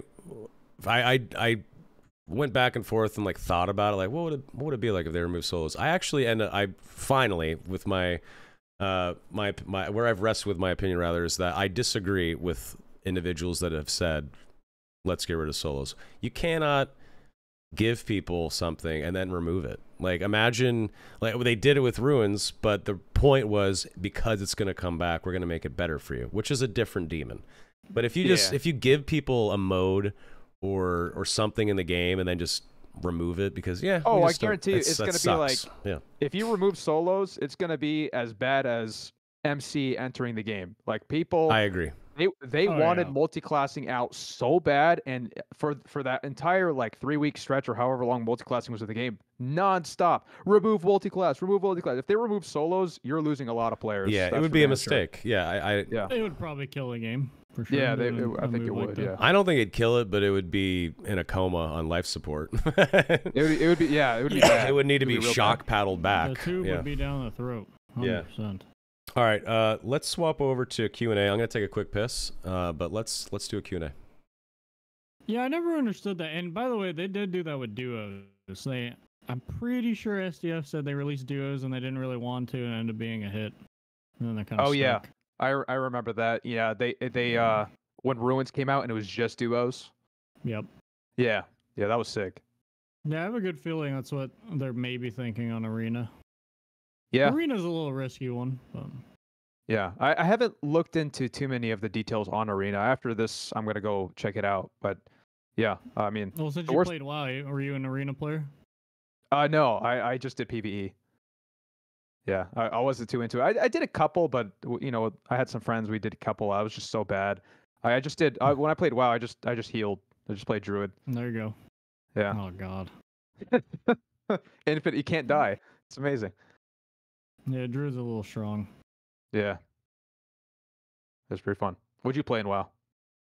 I played Rogue and Rogue only forever. Oh, I see. I'm a giant rat. You're I giant. love that Dude, shit. your parry gameplay is really good. I see that Oh, thank you. pickpocketing. That shit's hilarious. I remember when you used to do that on the ruins, jumping on top. I don't know. Oh, dude. Are they gonna remove getting on top of apparatus? Surely. Yeah, they they're cannot do that again. Yeah, they're getting rid of that, huh? That was I fun. doubt it, but they can't do that again. There's no Yeah. way, and they're gonna leave it in the game, 100%. Oh, they're gonna leave it in the game. Oh, I see. Yeah. I bet they are. Yeah. Yeah, that was sick. That was not sick. Why are you lying? Just getting It was dived fun to on by watch. a rogue that falls out of the clouds? Oh, God. I'd watch it all the time. It'd be free loot, pretty much. Are you telling me you've never killed a Inferno boss, by the way? I did trios with a couple boys, and I think we did Lich, and we also did Ghost King. Oh, okay. Yeah, but I was very inexperienced. That was like my first time seeing the bosses, so we went to I mean, we killed the Lich. We got a Skull Key was pretty sick. And, Oh, there you go. yeah, but yeah, I don't really touch those maps. I just GC PvP. Do you like Me Crypts? and, Crypt stresses me out as a solo player because I can kill all the mobs and all that, but the mob density pisses me off. I'm just trying to get to PvP. That's what I do. So the GC is so easy. Just kill, just 3-shot goblins, and then you just know where all the popular spots are. Then you just kill each other. Yeah, but Fair Crypts map layout wise, like by the way, the ice map and the Crypts, beautiful maps. Like they're so well made. I feel like just like when you're in the environment, it's just awesome. But I just, because of my playstyle and my intention for the game, I just prefer GC. Fair enough. I think GC has infinitely better like PvP. Oh map yeah, design. that's why I spam it. Just spam it. It's great. Yeah. All right. Q&A time, folks. Drop your questions in my chat or Jay's. Are you live, Thelorr? No, I'm not live. Okay. Spud, you're not live, are you? Negative. Roger. I'm so sorry, mate. Crikey. Purple Exity said, very specific question, but have any of you tried HR Lich in duos? Oh, in duos. After the missile change, it's insanely hard to do now unless you have a warlock on your team. So they did change something about the Lich, right, Jay? You've been bossing still, right? Where if I killed him like twice, I think, since the changes. But you can't run the death orb into the walls anymore. You have to run into a mob. Oh, well, that sucks a little bit. Why make that change? Why? I don't understand. I don't get it. Huh. Ouch. It's just annoying as fuck. Like it's not like a difficult mechanic, It'd be different if there's like a hard mechanic or something, but Right. Interesting. now it's just like you are fucked and you can't do anything. You just have to run in a circle or whatever. Interesting. Fair enough. Soma, if I can ask about ETA and Quivers and Backpack. No idea, dude. I literally have zero idea. 2025. They already said that. No clue. There you go. 2025. Jay knows more than me. No, Let's you work there. see. I just have too much shit to worry about to look at that kind of crap. I don't have time. There's so much going on, which is crazy. I feel like I've been doing so much stuff, and it's finally about to get to the point where I can show my work. Does that make sense? I've been in the lab for weeks and weeks and months now, and finally, shit's gonna start coming to fruition. It's very exciting. Could be a good feeling, huh? It's a good feeling. Yeah, it's a good feeling. I'm excited for Dark and Darker next year, especially. It's gonna be cool. Question: when they make design changes, they tend to overtune. Has there been talks to design step by step, add small buffs, and enlarge via data instead of going too far and design backwards? I feel like that's feedback that literally everyone gives at this point, is the yo-yo balancing. And why do things have to go from one extreme to the other? Why do they only like numbers in increments of 5 or 50 or 100? Like, can't we try odd numbers occasionally and just adjust things by a couple of numbers instead of a massive swing? I think they know this. I think we're starting to see a little bit more micro balancing. But as SDF and Terry have stated in multiple interviews, there's an ongoing civil war of sorts where some people believe the game should be like this and some people believe the game should be like that, and I think that adds to it. But there is a slow convergence coming together where that war is dying down, and I respect that, right? Like, there's a bunch of like really, really smart game designers that want certain things to be done in the game. The king of the castle obviously is SDF. It's SDF's baby. It's his game idea. So things are obviously going to always fall on his shoulders with those kind of decisions. But yeah, I hear you. I feel like at this point, everybody is kind of wondering if the yo-yo, giant swings back and forth of balancing will kind of stop. I think we're noticing, or I'm noticing, in patch notes and in changes that they are starting to tighten that up a little bit, which is a good thing. That's an interesting take. They know that changing big numbers brings more people to try different things. Maybe. That's an interesting way to look at it. You really need a whole lot more testing on classes at this point, though.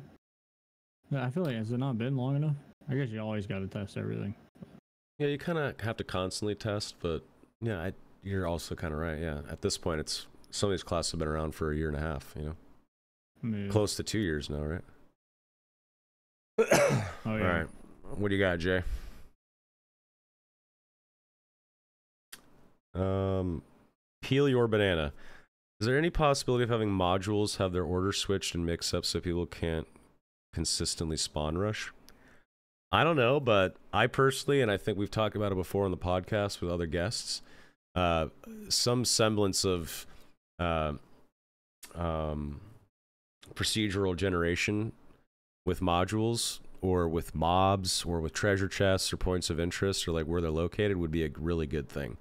Because whenever I watch Jay play, especially on Wizard, when he's like in Wizard mode, this motherfucker will go into a room, blindly start shooting something over here. He'll engage a mob here. He'll start magic missiling something. He knows exactly where everything is. He knows how many skeletons room, exactly where they are, and it's to the point. I can draw a map, bro. Exactly, it's every spawn and everything else. This man is Tom Cruise in Edge of Tomorrow. Like he's already done this 1,000 times. That's why he's a god, right? And I don't think that's good. I think it's smart to add a little chaos into the mix and change up where those mobs are. I mean, what do you guys think, Spud, Thelorr? Wouldn't you like to see things shift? Well, maybe it's different for you, Thelorr, because all you care about is PvP. So maybe you don't get. Oh yeah, I mean the spawn rushing thing. I mean, I'm a demon on that. I just rush people all the time, but I don't know how they could fix that. I mean, procedural generation, that could be cool. That could be cool. I don't know how they would implement that in the game or how it would work, or I think it might piss a couple people off because I think people like, predictability and the same map and they know where to go. And what about just that. mobs shifting and like not the same treasure chests everywhere, not the same mimics everywhere? Like there's some chests I just don't touch because I know it's a mimic. It's a mimic. Yeah. That's definitely a good change. I think that's a good idea. I mean, even though I don't even open chests, so I think that'd definitely be good because it keeps your brain, your dopamine levels higher because you're just opening a chest. You don't know what the hell is in it, instead of, always knowing what's in that damn chest. So it'll keep you more interested. Yeah. I think that's really, it is nice to be comfortable and stuff, but just to keep it a little fresh. Right. Fresh. Yeah, that's what it would be. Needs to happen. Definitely. Yeah, and nothing wrong with a little bit of variety. Yeah, the mobs being in different places and, different varieties of mobs over here and over there. Yeah, that would definitely. Right.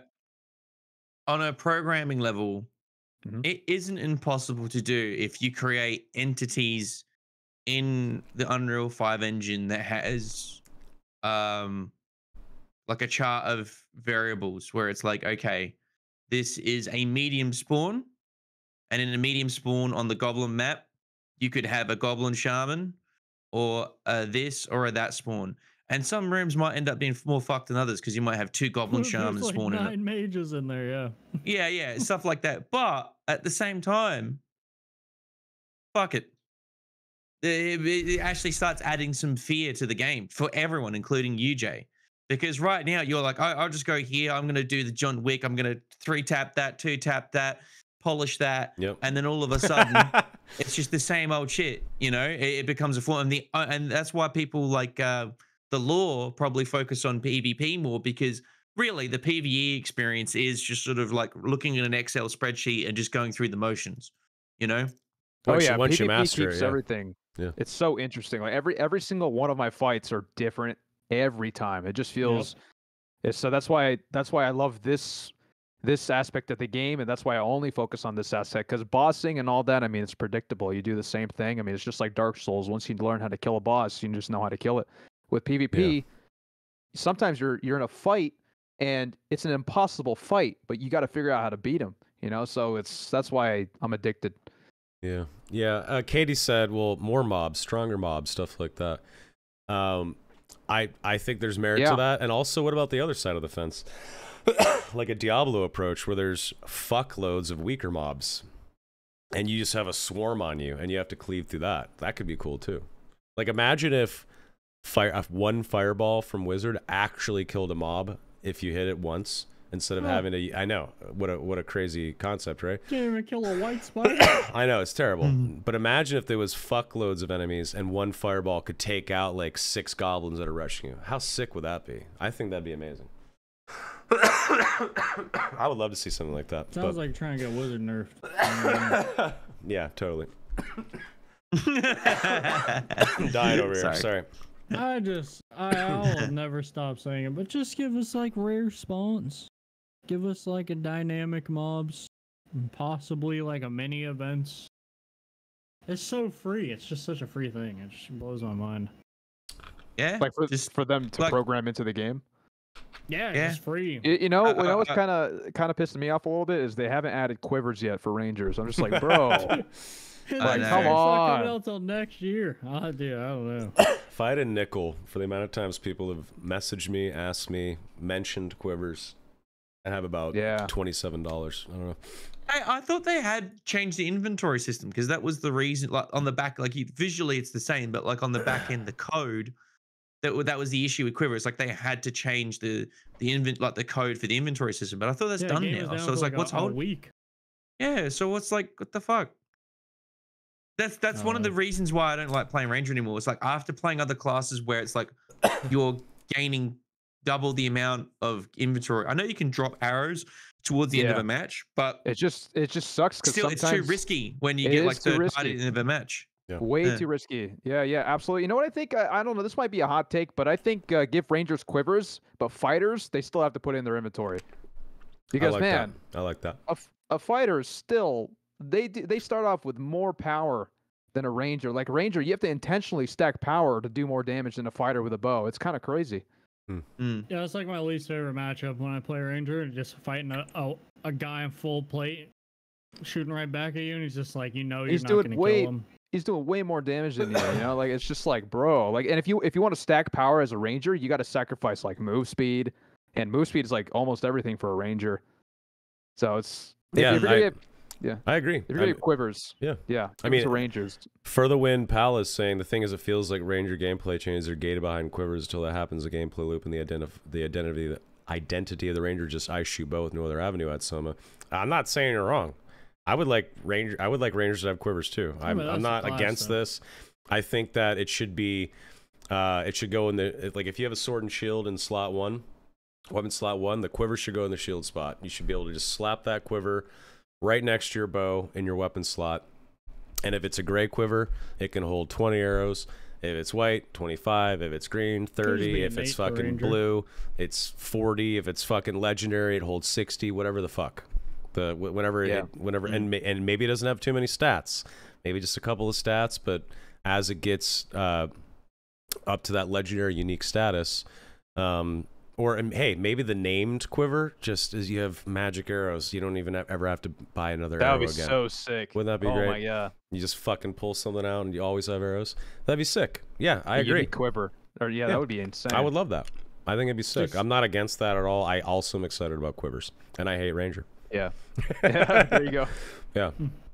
Dude, I hated Ranger too. I used to hate the shit getting kited. I mean, as a Slayer fighter, sure, because you're a little squishy, but you can do some pretty decent damage. Yeah, getting kited is the one thing I hate the most about this game is range combat and getting kited. Because I'm a melee player. Because I'm too old and too bad at games to be good at ranged.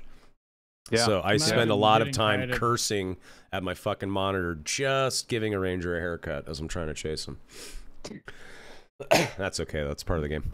Imagine getting kited, not just one tapped. Must be nice. Man, I'm a barb player. Tormented TV. What's up, dude?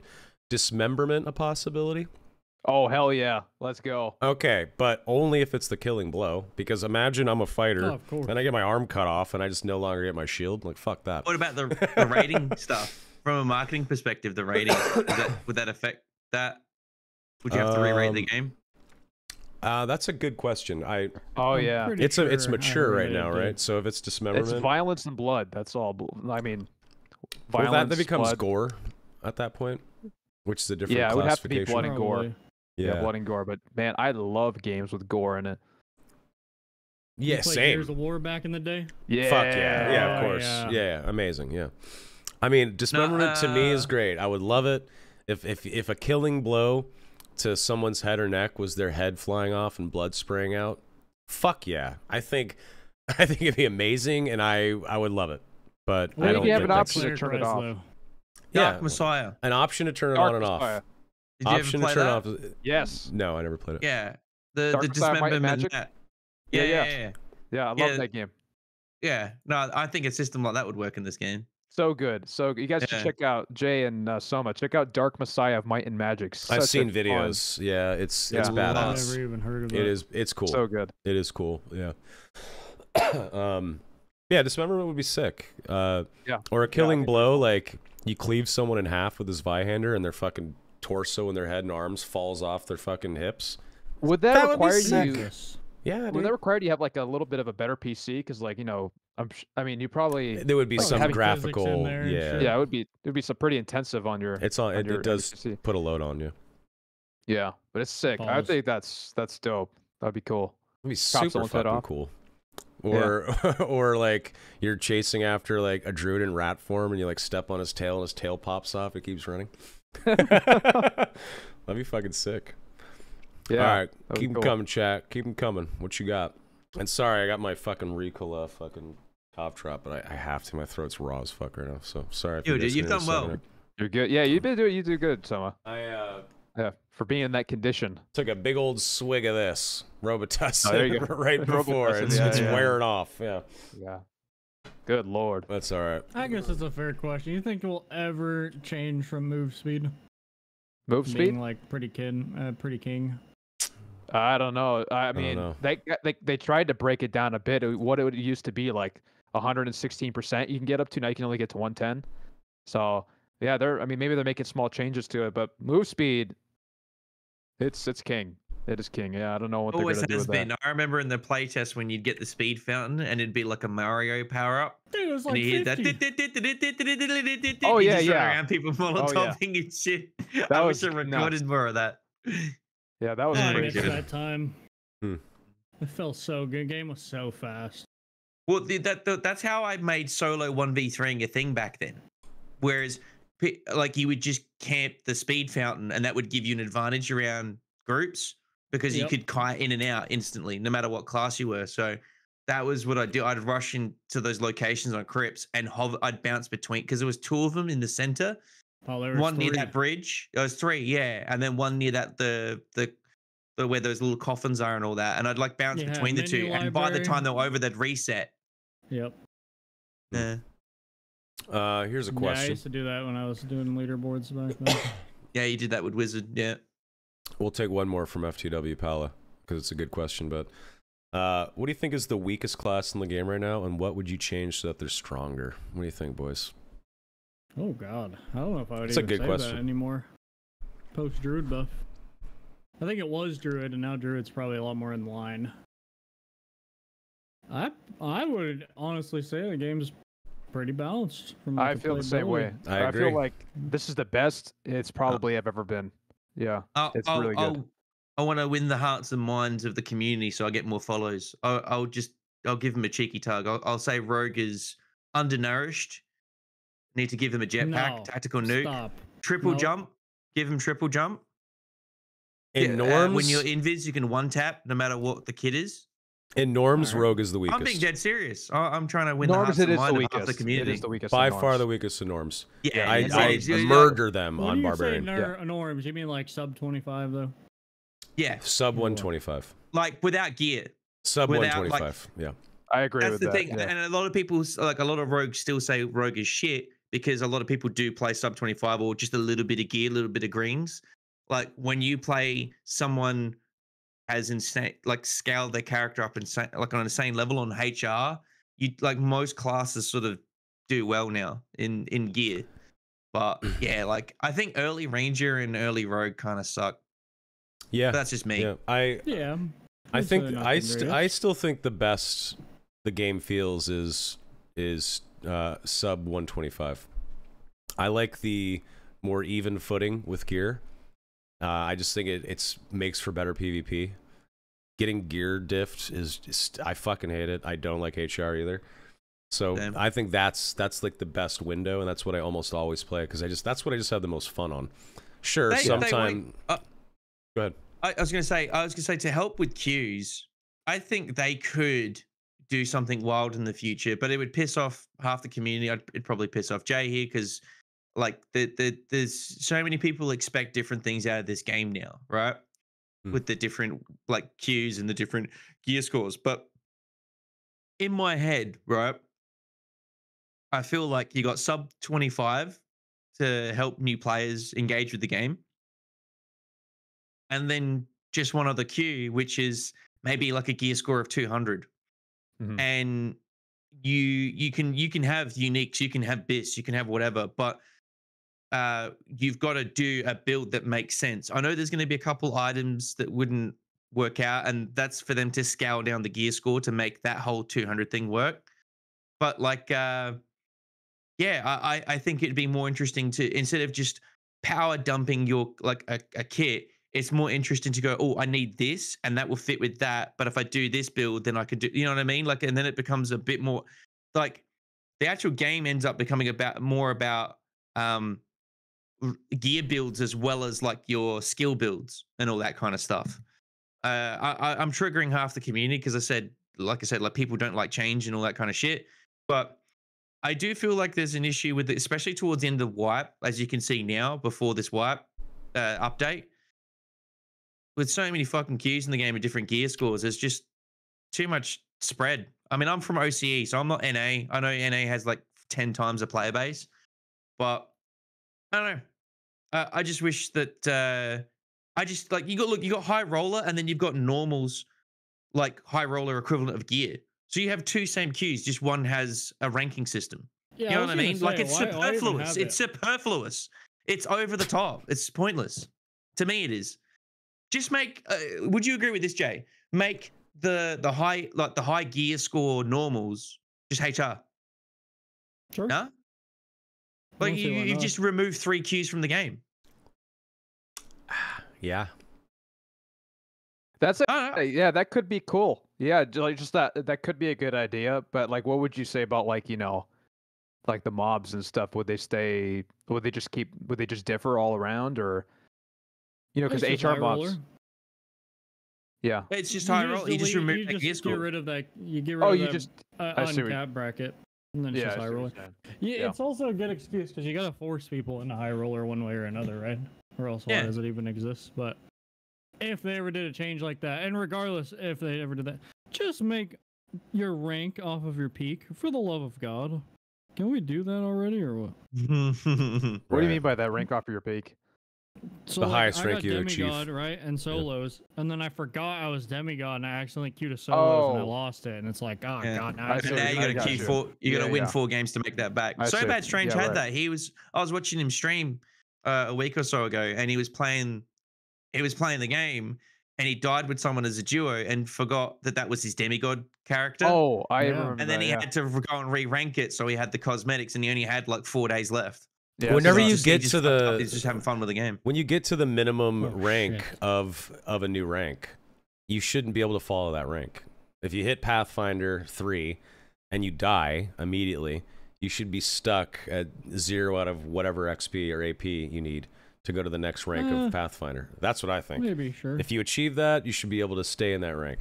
If I get to Exemplar and I claw my way to Exemplar, I'm playing, and then I have like 10 fucking deaths in a row, and I'm suddenly Pathfinder again. Fuck that. I should stay at Exemplar because I earned my way there. We're very That's the lucky way I they look didn't at it. add decay on the rank. Like you don't play the game for a week and it's trickling down points. Because Well, some games have done that in the past. I'm surprised they hadn't, knowing them. Yeah, it's like whenever I play God. TFT, like if I get to platinum or whatever rank, and then I go on a losing streak, I don't get dumped down to gold. I stay in the bottom pit of platinum. I think that's a good thing. I don't know. That's the way I look at it. You all right, Jay? Yeah. You look concerned, Griffia.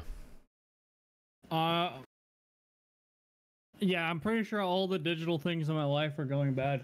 You want to see my phone? Yeah.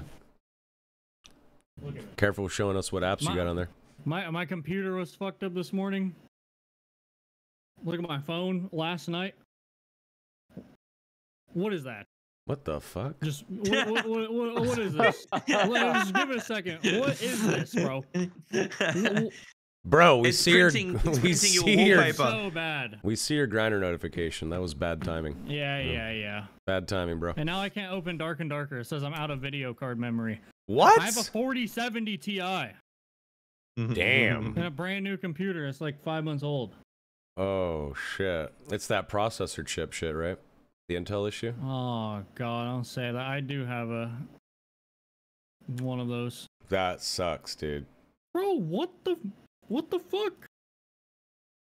What different? Sorry, I'll mute. Go on. No, My that bad. blows. I'm sorry, man. That sucks. I don't understand. All right. Give us some questions, chap. I want to hear more from Thelorr. Give us some good questions. I want to hear his takes. I have a question, Thelorr. Outside of PvP, what's your favorite thing about Dark and Darker? Nice. Nice. Damn. Outside of Yeah, I PvP. put him on the spot. And you can't say marketplace either. Damn it, bro. What the fuck? Okay, let me think. Shit. It's a good question, man. I don't know, because that's all I do. Fuck. That's literally all I do. What about VoIP and RP and interacting with players? Oh, like VoIP. Actually, Yeah. I turned VoIP off because it messes with me my psychology. It just messes with me. I see. I'm just trying to murder. I do use VoIP as a weapon in PvP. Oh yeah. You got nothing. Dude, Nothing's your coming to you. videos are dude, your videos are like Some of the funniest They're shit I've seen on YouTube so- in a while. I know. yeah, that shit is hilarious, Unhinged. dude. I always Yeah. wonder, like, how much acid is he on right now making this video? Some Dude, of that it's funny. shit is. It's funny what it takes you like quite some time to upload. Like, does it just like take a long time to put all that shit together or what? Yeah, I take my time with it because I like to build a story with it, and then Yeah. because I don't just like chop up highlight reels. Like I try and Yeah. weave it into something. But then also I do stream a lot, and I don't really have an editor. I edit everything. I have a friend who, like a connection who I collaborate with like once in a blue moon, who helps me. Yeah. And it's only when I'm like super busy, I'm like, hey, look, I've done this bit. Can you just finish off the rest of it, kind of thing? And he knows my style. Mhm. So I may work with him more in the future, but I just do everything myself. So For and sure. yeah, that's all. Yeah. No, It's and worth thanks for it. the compliments, Definitely. but yeah, it's Definitely just, the wait is 100% worth it. I mean, those videos are fucking top notch, dude. yeah. Okay, I got a question. Yeah, go on. Thelorr. We got a few classes, apparently, still coming. We got Sorcerer, Monk, Paladin, Artificer. Out of those Oh, four, what the hell? what are you excited about?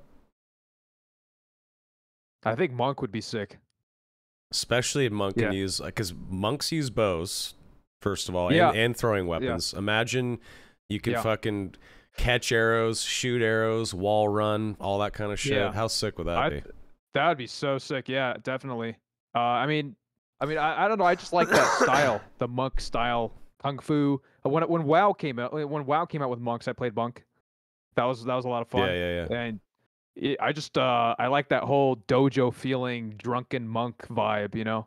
So that'd be sick. I could see the monk being in the game, just drinking, like maybe drinking. Drinking an ale. Yeah, drinking an ale and makes him stronger. Like he's definitely gonna have some perks for He has ales. some that's for lunges damn- with his punches or something like that. Yeah. He dodges a little crazier. Yeah. Yeah, exactly. That'd be sick. I think Yeah. that would be sick. I if you to answer that, yeah, definitely monk. Fuck yeah. Yeah. Cool.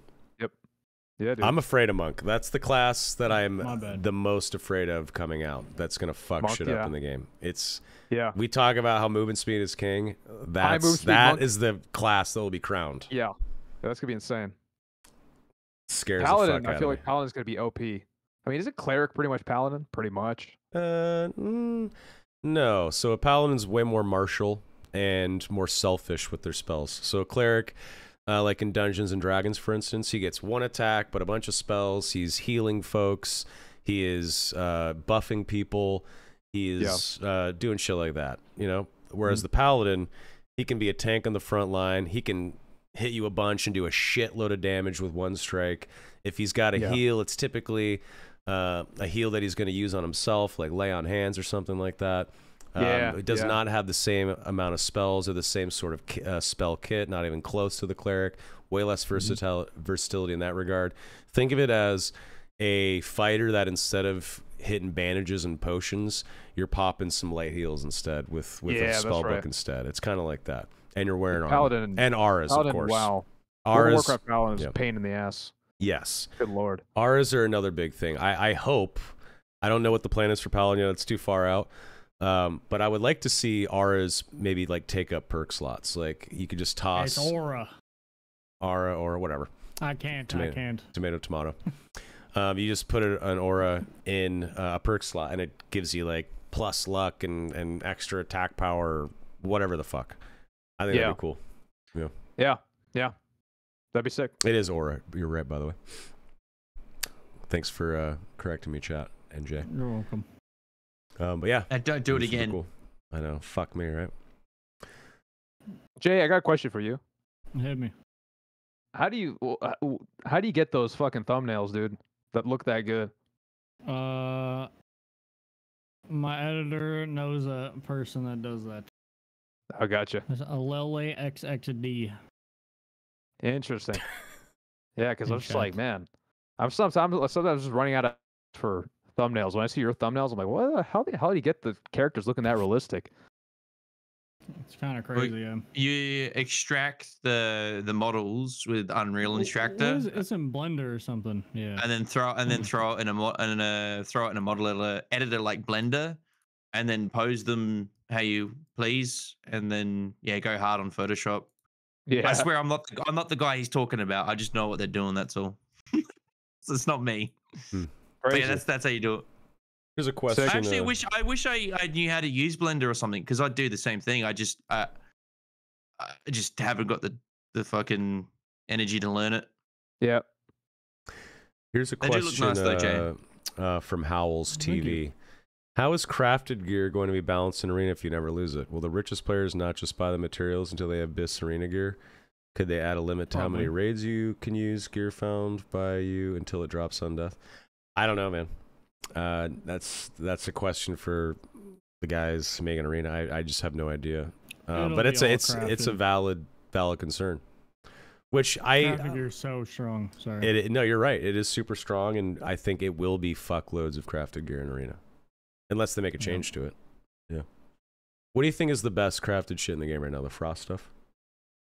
No. I mean, some of it's pretty good. Some of it's good. Yeah. What do you think's the best? Too damn overpriced. Oh yeah. You know how you like your 124 gear score? I love copper because of that. Yeah, it's still strong. They did nerf it a bit, but the copper light gear with the movement speed, the movement speed buff, and the dark cloak stuff, the cloak of darkness, all of that. I built. You know how I never made a video on it where I did like the crazy like dick sucking lips. I'm like, oh my god, this is broken. But I had like this movement speed copper light build where it was just broken. So you just like, whether it was wizard, druid, no matter what you played, you get all the movement speed buffs off all those items, including the gloves, then the cloak of darkness. You've just put like 30 to 40 movement speed on you, and then you just do your build and you go, hey, it's crazy because it made 1v2s viable. Because you know how you got pissed as a melee guy getting kited all the time? That's it. So it was the copper light and cloak of darkness and all that. Anything to do with speed. I yield. Yeah. Jay, what's the best? I don't fucking know. It's all OP. That's my real answer. He played it safe. Asmo Dyson. No, you're right. Asmo Dyson says they should just make crafted gear so that if you craft it yourself, then you have to craft it yourself rather instead of like buying it, which actually makes sense. Yeah, I mean, I think that's a given. Anyways, that's a given. Yeah. Yeah, I read that in chat. And I was like, oh, and then I said it out loud. I'm like, yeah, that is a given, of course. Yeah. Yeah, I think the game gets a lot more unfun when it's just all the crafted gear gets unlocked. Personally, It's the first half of the wipe that's best, right? When you're like slowly unlocking the merchants and shit. Yeah. When purples are rare, it's like it feels so good. I agree. Yeah, there's a gear issue. That's why I don't really like High Roller that much, because people can I don't think that there is. people can rest on their guts, their godly gear. I just don't find it fun. No, like crazy gear, yeah, it's gonna be like a huge gap. But like, I just run the cheapest of my build. But my sets are usually 3 to 4K. I mean, that's probably a lot to most people, but This might be for crazy. 3 to 4K, you can compete with a guy that has a 50K kit though. And last wipe or any wipe prior, you had no chance. Now you can a little bit better. swinging. Yeah, you can go down swinging, but you're still going to go down. Yeah, it is better. I still think it's. You can still kill them, where before in other wipes you had no chance. But they have to make Now mistakes, and you them. have to outplay them big time. Well, everyone makes mistakes. Yeah, that's like all the fights, you know. Yeah, You I make would a like to mistake, you probably see. get punished. I would like to see gear get squished down even more, and it would be really. There's one thing that's disappointing, is that I cannot take a full gore into 124, right? You're disgusting. I know. You're part of the I problem know. here. It's disappointing. I'm happy it's not the case. I'm not saying I wish I could. It's just disappointing I can't, because those are items that I don't get to play with, because I don't like to go into that area of the sandbox, right? But if there was like some sort of like squish where where gear still wasn't as powerful, and you could play with a unique weapon, but you did not have, let's say you had full gore, but you did not have a god kit attached to it. You didn't have a complete biscuit on. That's what you call a free artifact right there. Well, there you go. Now imagine if gear, if like the best gear in the game was like purples, but you still had the full gore. Well, the guy with the full gore is still fucking scary, but I could still take him out if I'm in blues and greens. And I wish that were the case with gear. And I know a lot of people disagree with that. I respect that. That's just kind of how I wish it was. But what the fuck do I know? I don't know. That's all I have to say about that. You ever heard of ranger traps? Yes. I have heard of ranger traps. That's yes. the one true equalizer of the game. Yeah. Fuck ranger traps. God damn it. Ugh. That's what breakthrough's for, I guess. No, traps are crazy though. One trap will get you 3 kills, because if you kill a guy in a team from one trap, like there's no way you don't kill the other 2. Yes, you're right. They're Almost just so overpowered. No, you're right. Almost Purple says, for the lore, if you could add one or remove one thing from the game, what would it be? Just remove Druid. I don't want him in the game. Oh my god. I do not want Druid in the fucking game. Fuck Druid. I man. love I'm gonna Druid. write a song about I'm gonna write a song about it.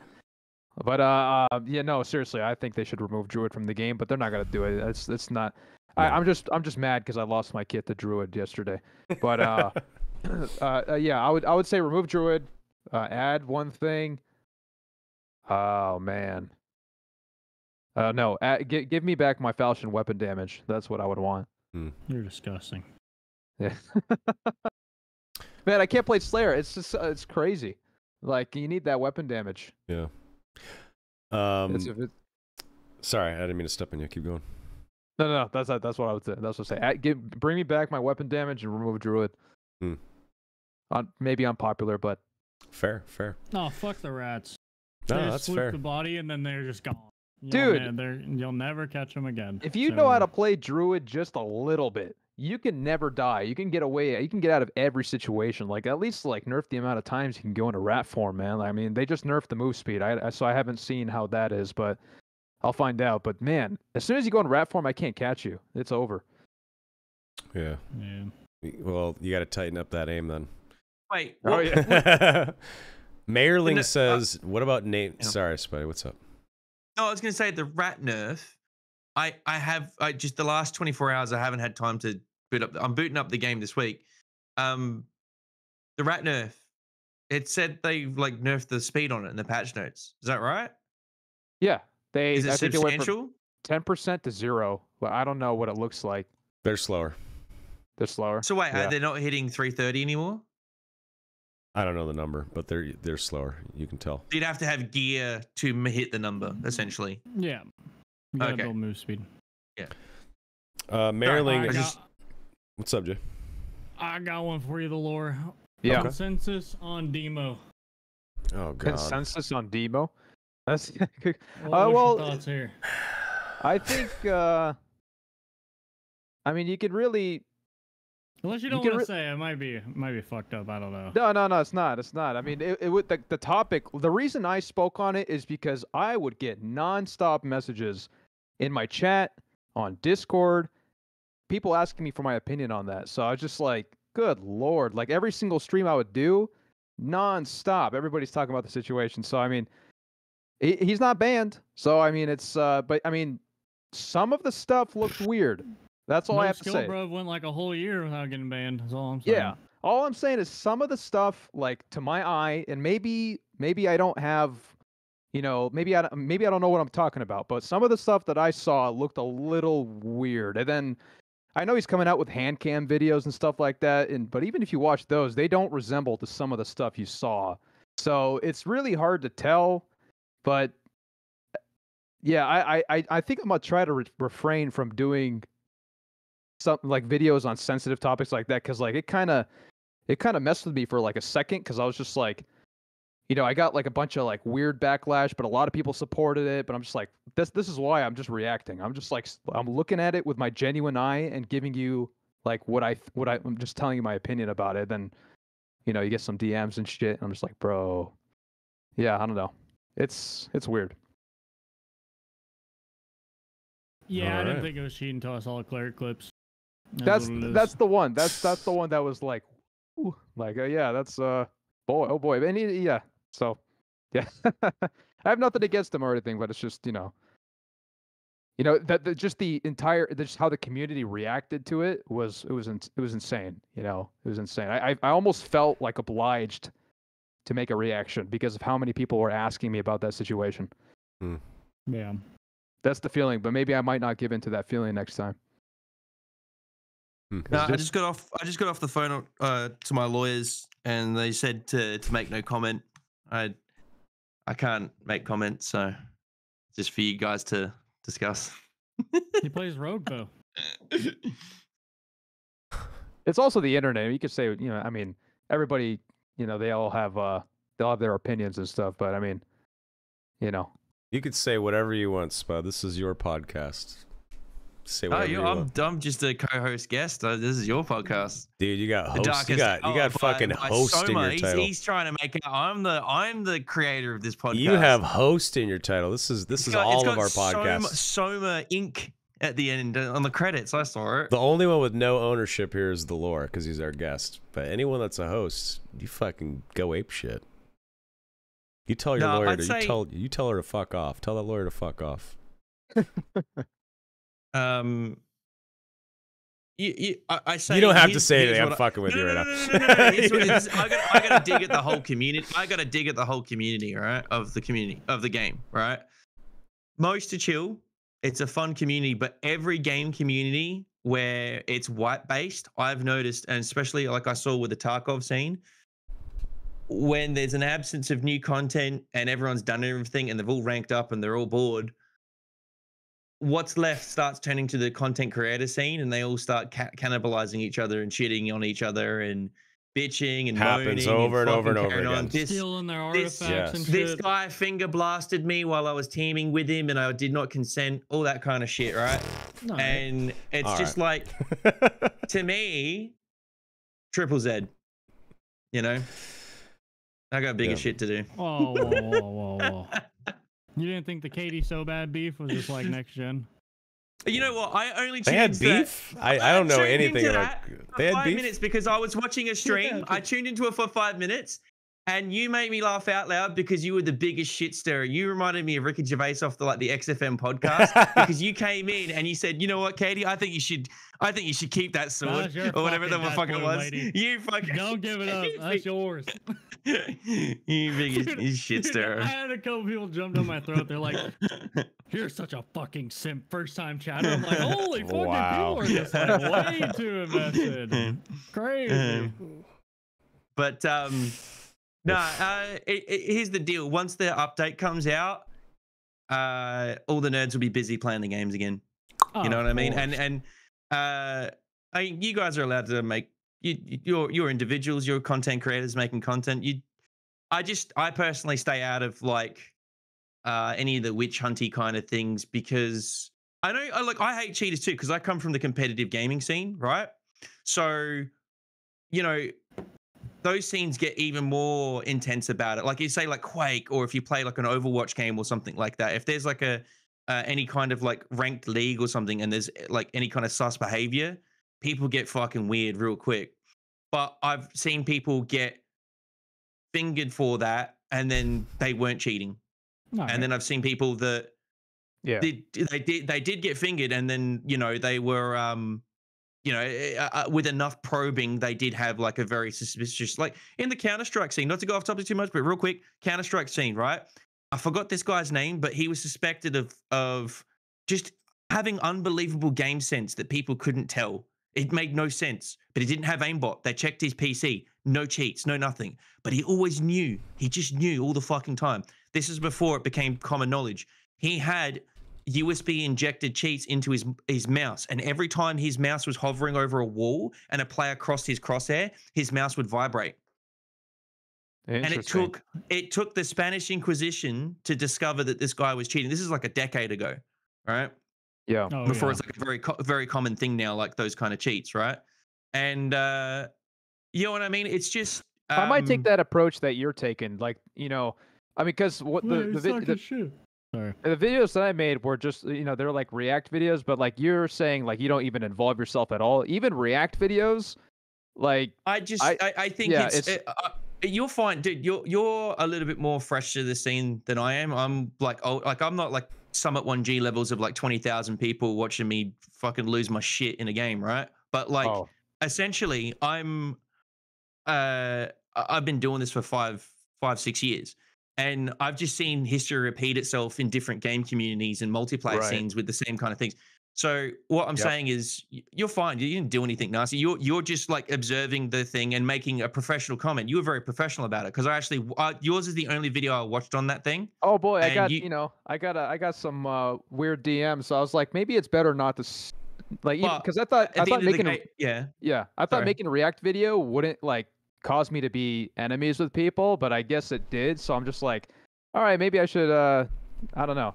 I mean, at the end of the day, it becomes like Big Brother content. Like I said, there'll be a portion of the community that are very immature and they're bored. And again, they've done everything in the game. So now it's like, hey, Jay, did you hear what Spuddy said about you? Dude, I remember watching his stream, and he didn't read it. This is like a year ago, right? Whenever all the new content creators of this game were like popping off. I was watching his stream, and someone lied about me talking shit about Jay in his chat. Like, that's how bored people get. That's crazy. And I'm reading that. I'm going, motherfucker, I didn't say that shit. That was a lot. I pretty much just don't. I never believe it or anything. Yeah. People say that shit all the time.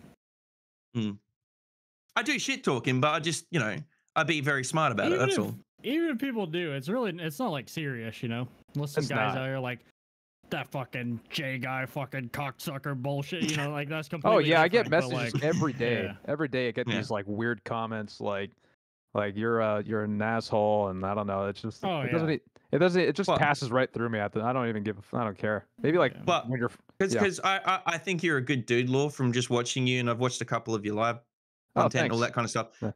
Just as you're a bit more green to this whole scene, not Dark and Darker, just in general. Just don't fall into those traps too much. Just stay out of it. And usually the dickheads, they unravel themselves. You know what I mean? So say if someone is cheating or they are a toxic person, usually they burn themselves.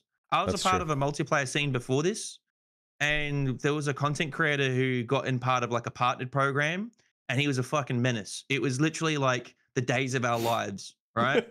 and I just stayed the fuck out of it. And it was just so much more peaceful. It really is. So no, yeah, that definitely see your point there, absolutely. And I think probably will. I mean, after making a couple React videos on the situations, I was just like, the way that I felt too.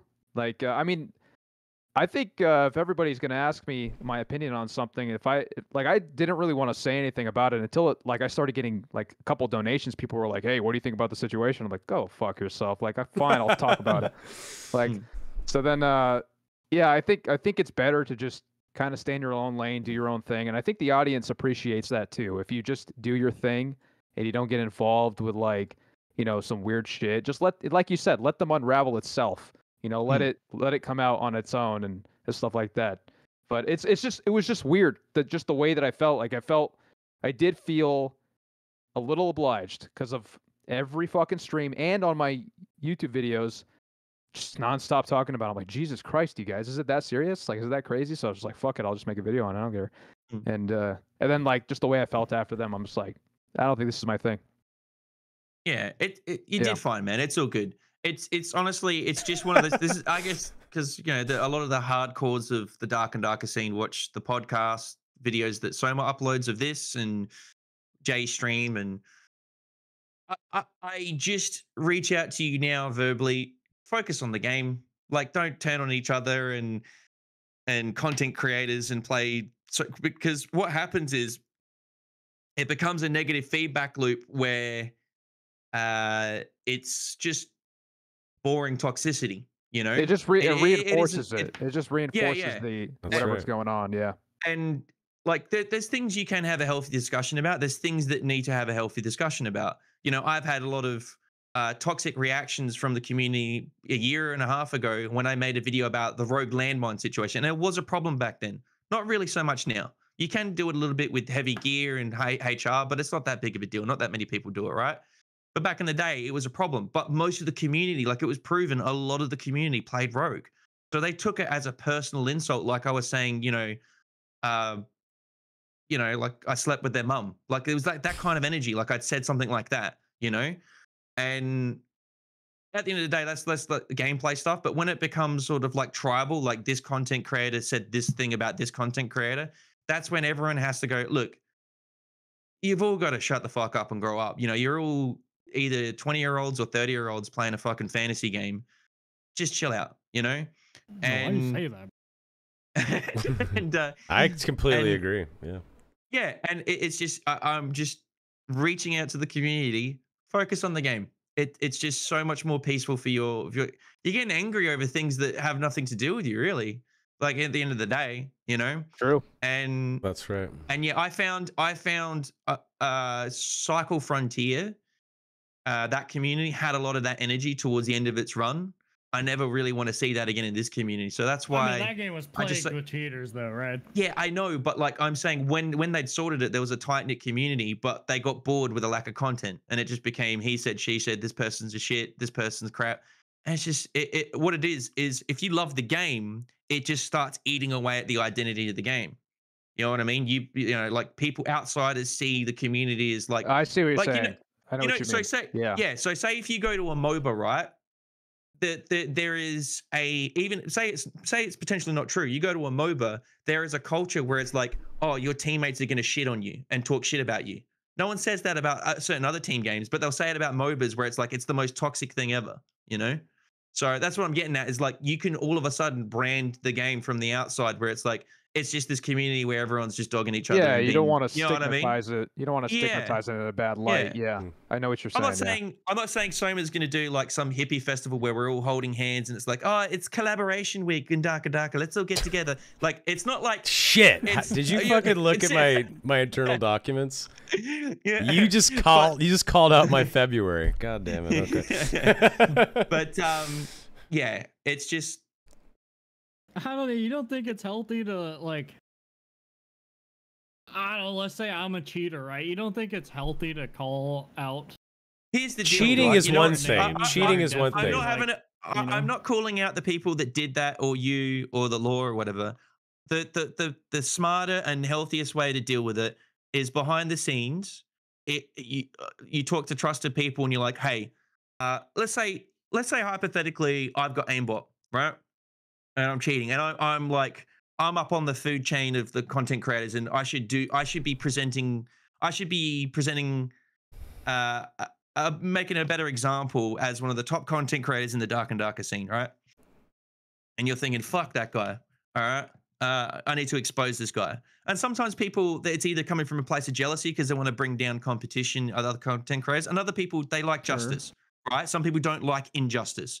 Like the competitive esports scene, it's about injustice. You work hard, you train hard, you practice, and then there's other guys sticking steroids in his taint to become one of the most juiced gamers of all time, right? And you're like, fuck that. That's bullshit, right? And then people expose that. But I think the healthy way of doing it is, all right, say you have a lot of footage of me cheating, right? You and Thelorr get together and you suss it out and you're like, yeah, this doesn't look right. You then contact the devs and you go, look, me, this other guy, you know, we're all legit, right? This is what we think about this. We think the Spud Hunter, you know, might not actually be Australian. He's Canadian and he's been putting on an accent this whole time, right? And then you present it to him and they're like, yeah, he's never dropped a C-bomb once live on his stream. He isn't Australian. Get rid of him, right? This is the first time we've ever seen you not have a green screen behind you. Exactly. Yeah. So, do you know what I mean? So that, and then like say one of the lead devs or one of the community managers goes, you're right, let's deal with this. But then if you have this thing where it becomes, okay, it becomes like the Avengers in Civil War, right? Where you've got, you know, these content creators here, these content, oh, no, this guy said this, and it becomes like, the viewers love it because they're all jerking off like, yeah, this is good shit. Because they got, again, no content. They're bored. But it becomes this immature thing where you've got all this superficial beefs with all these different people bitching about all sorts of things and nothing's even concrete. So I think the more professional and smart way of going about things is just report it to the devs, talk to them in a civil manner and say, hey, this I think needs to be dealt with. And that's it. I think people reacted that way because nothing happened and no skill bro for the longest time. And they were just like, or they were just, or Warden, or you name them. So like, yeah, I think like, yeah, I think that's probably like this is like a final straw type of deal. Like, cause dude, like if you go back to like my streams and see like the comments and see like I was just like, what? Like, why are these people? They're just talking about it like nonstop. I felt like it felt like an obligatory thing, but I absolutely see what you're saying. I definitely see what you're saying. Yeah, it can just kind of breed more toxicity to continue. That's why like I kind of took the approaches that I took. It was interesting. I don't even know why. Why'd you even ask me, Jay? Were people asking you to ask me or something, or what? Oh, I was just curious. I was just curious. I needed to react to him. Yeah. I've read his name at least 1 million times in the last month, and it makes me throw up at this point. Oh yeah. But, So didn't you ban his name in your chat or something? Oh yeah, or because like it was gone. just. Yeah, but no, Spuddy, I definitely see your point, man. I definitely agree with a lot of things. I understand both your points of view as well, where it's like, okay, if the devs aren't getting on top of it, then this, like, not to go too wacky, but it's like the Me Too movement, right? Nothing was being dealt with behind the scenes with bad industry behavior in that industry. So a lot of women empowered themselves and made a movement and said, look, there's all these people behaving poorly in our industry. Let's deal with it, right? You know, then there became like the witch hunt thing, and that can happen in the gaming scene with cheaters too. You know, like some people do get hit in the crosshairs when they're not fucking cheating, and then all of a sudden everyone's like, "You fucking piece of shit, man!" You know, and it's like, bro, I was just playing the game, bro. You know what I mean? Yeah. And I've seen that. You know, I mean, I've been accused of cheating in the past, but it was by shitters. I never had a content creator accuse me of it. You know what I mean? Yeah. When people with a platform make an accusation like that, it is a little bit different than some guy in VoIP saying you're cheating as you're killing him because he's angry at you. I think the whole thing was a good learning lesson for a lot of people. That entire like. But this is a lesson that's relearned by so many fucking times. This is not the first time this shit has happened. This kind of shit has been happening since the birth of the fucking internet, since the birth of online gaming, since the birth of really content creation. It is a snake eating its own tail. Like it just happens over and over and over again. And then there's also people that are new to content creation. Wilson is a fucking Canadian farmer, right? This guy comes in here. Maybe he doesn't like an injustice. I don't want to speak for the guy. I really like Wilson a lot. And he sees something that seems shady, and he thought he was doing the right thing. And he didn't have enough proof at the time. and he went out on a limb there, and it bit him in the ass a bit. I do think if you're gonna make a video like that, you need to have some. You gotta have concrete solid proof. There was mistakes were made. Mistakes were made. Yes. But the unfortunate reality of this is, this kind of shit is dramatic and popular, and that's why cunts like Keemstar exist. Fucking Drama Alert. Fuck that guy. Fuck that entire channel and fuck that entire slate of content. It's awful. But unfortunately, people like that kind of stuff, and it sucks. It's unfortunate. That's why everyone asks. They want to know what's your take on the fucking keeping up with the Kardashians nonsense. I think with it, I don't know. A guy like Demo, right? Like, he's probably got a lot of fans, so it'd be like I don't know Demo, to be honest. I don't. Is he a big streamer? It's a bad look. He's a YouTuber. Yeah, it doesn't. Okay, I don't. It's just, to me, it's a terrible look to be playing a game where you have like a big name in the space who's literally just cheating. No, I don't know for sure if he's cheating. In my opinion, that he's definitely on the very sus side. Just to clarify, but I feel like that's really bad. Because then it's like, okay, if a content creator is getting away with literally uploading videos of him cheating, right? Well, and he's making a lot. He's probably making a good amount of money doing it too. So it's, he's probably, making money. It's kind like, of, who the fuck else is cheating? Is the whole game is like, every time I get perfectly third partied, okay, so the game's plagued. Is what that means, right? And it's like, it just falls apart, I think. Yeah. And on top of that, you got the lead dev who's saying like, yeah, there's a lot of cheats right now, literally a month ago, stuff like that. It's like, I definitely felt like last wipe. I felt like there were a lot more cheaters last wipe, because there were like some definitely ESP but this wipe I didn't really feel that there were many cheaters. I mean, last wipe I just like was getting third partied 99% of the time after I get a kill. Every time. Like every single time. It didn't happen to me that often at all this wipe. Maybe they fixed it. I don't know. But it seemed like there were a little less this wipe. It's funny, I had the complete opposite opinion. Really? Actually, I'm convinced. Last wipe, I didn't think there was any cheaters. This way, no I think way. They're fucking everywhere. That's crazy. Yeah. I thought they were everywhere last wipe. I think it's hard to stream though, because it's so hard. Like, oh, if you're right. ESP, it's the same thing as being a stream sniper. That's stream sniper. UAV. There's no difference. Yeah. That's true. Do you do anything, Jay and Spuddy, to rid the snipers? Do you guys have any BRB screens or anything like that, or what do you guys do? Are you just delay or what? I just eat shit. Live on camera. He Jay at least has a second. You guys have at least a second fucking server to queue. Oh yeah, you're just an OCE. Yeah, that's but right. Nobody plays West, bro. It's like really at one. Yeah, West is kind of, it's kind of like, I don't know. There's nobody. That's an AP farming server right there. Yeah, pretty much. Yeah. I play West. But I mean, I'm in San Francisco, so West High Roller's dead. So half the time I play. Yeah. We're 2.5 hours in. Why don't we take a couple more questions and then we'll let people go. I know this has been a good episode. Juicy one. It was great. Yeah, this is good. All right, chat. Drop us a couple. We know someone never cheated because of his skill level. That's true. Yes, that is true. I suck. Thank you. That's why I play Barb. All right, chat. What you got? Drop it like it's hot. Go with some questions. Okay. Lazy Prodigy. Thoughts on Sorcerer? What abilities are we hoping for or expecting? How do we think it will shift the meta? I think that Magic Resist gear is going to be more popular. I think this. Don't say that. Yeah, probably. I mean, of course, another spellcaster in the mix, shooting spells off. Of course. Probably about time. Yeah, I think it's a good thing. People running around MDR cap. I think more people will be wearing it, and we'll see more spellcasters just in general. I really like the Sorcerer's my favorite class in D&D. I've said this 1,000 times on this podcast. I love Sorc. It's fucking fun. I cannot wait to see Iron Mace's version of it.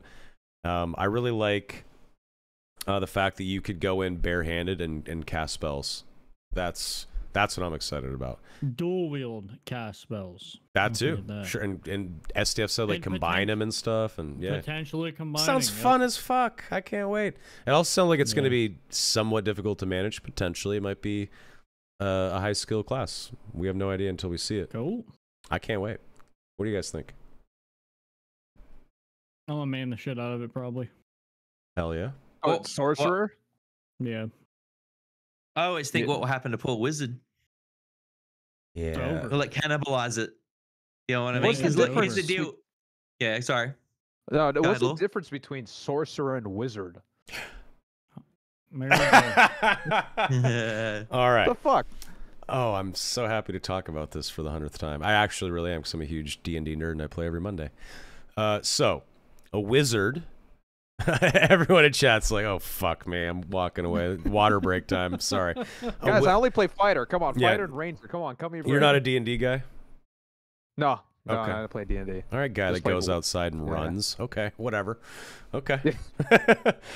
So a wizard is a highly intelligent individual, a genius that studies the arcane arts. He has a spell book, he writes down spells, and he teaches himself magic. And because of that, because of his high intellect, he can discover things about the universe and magic and the cosmos more so than anyone else. He is a master of magic, truly.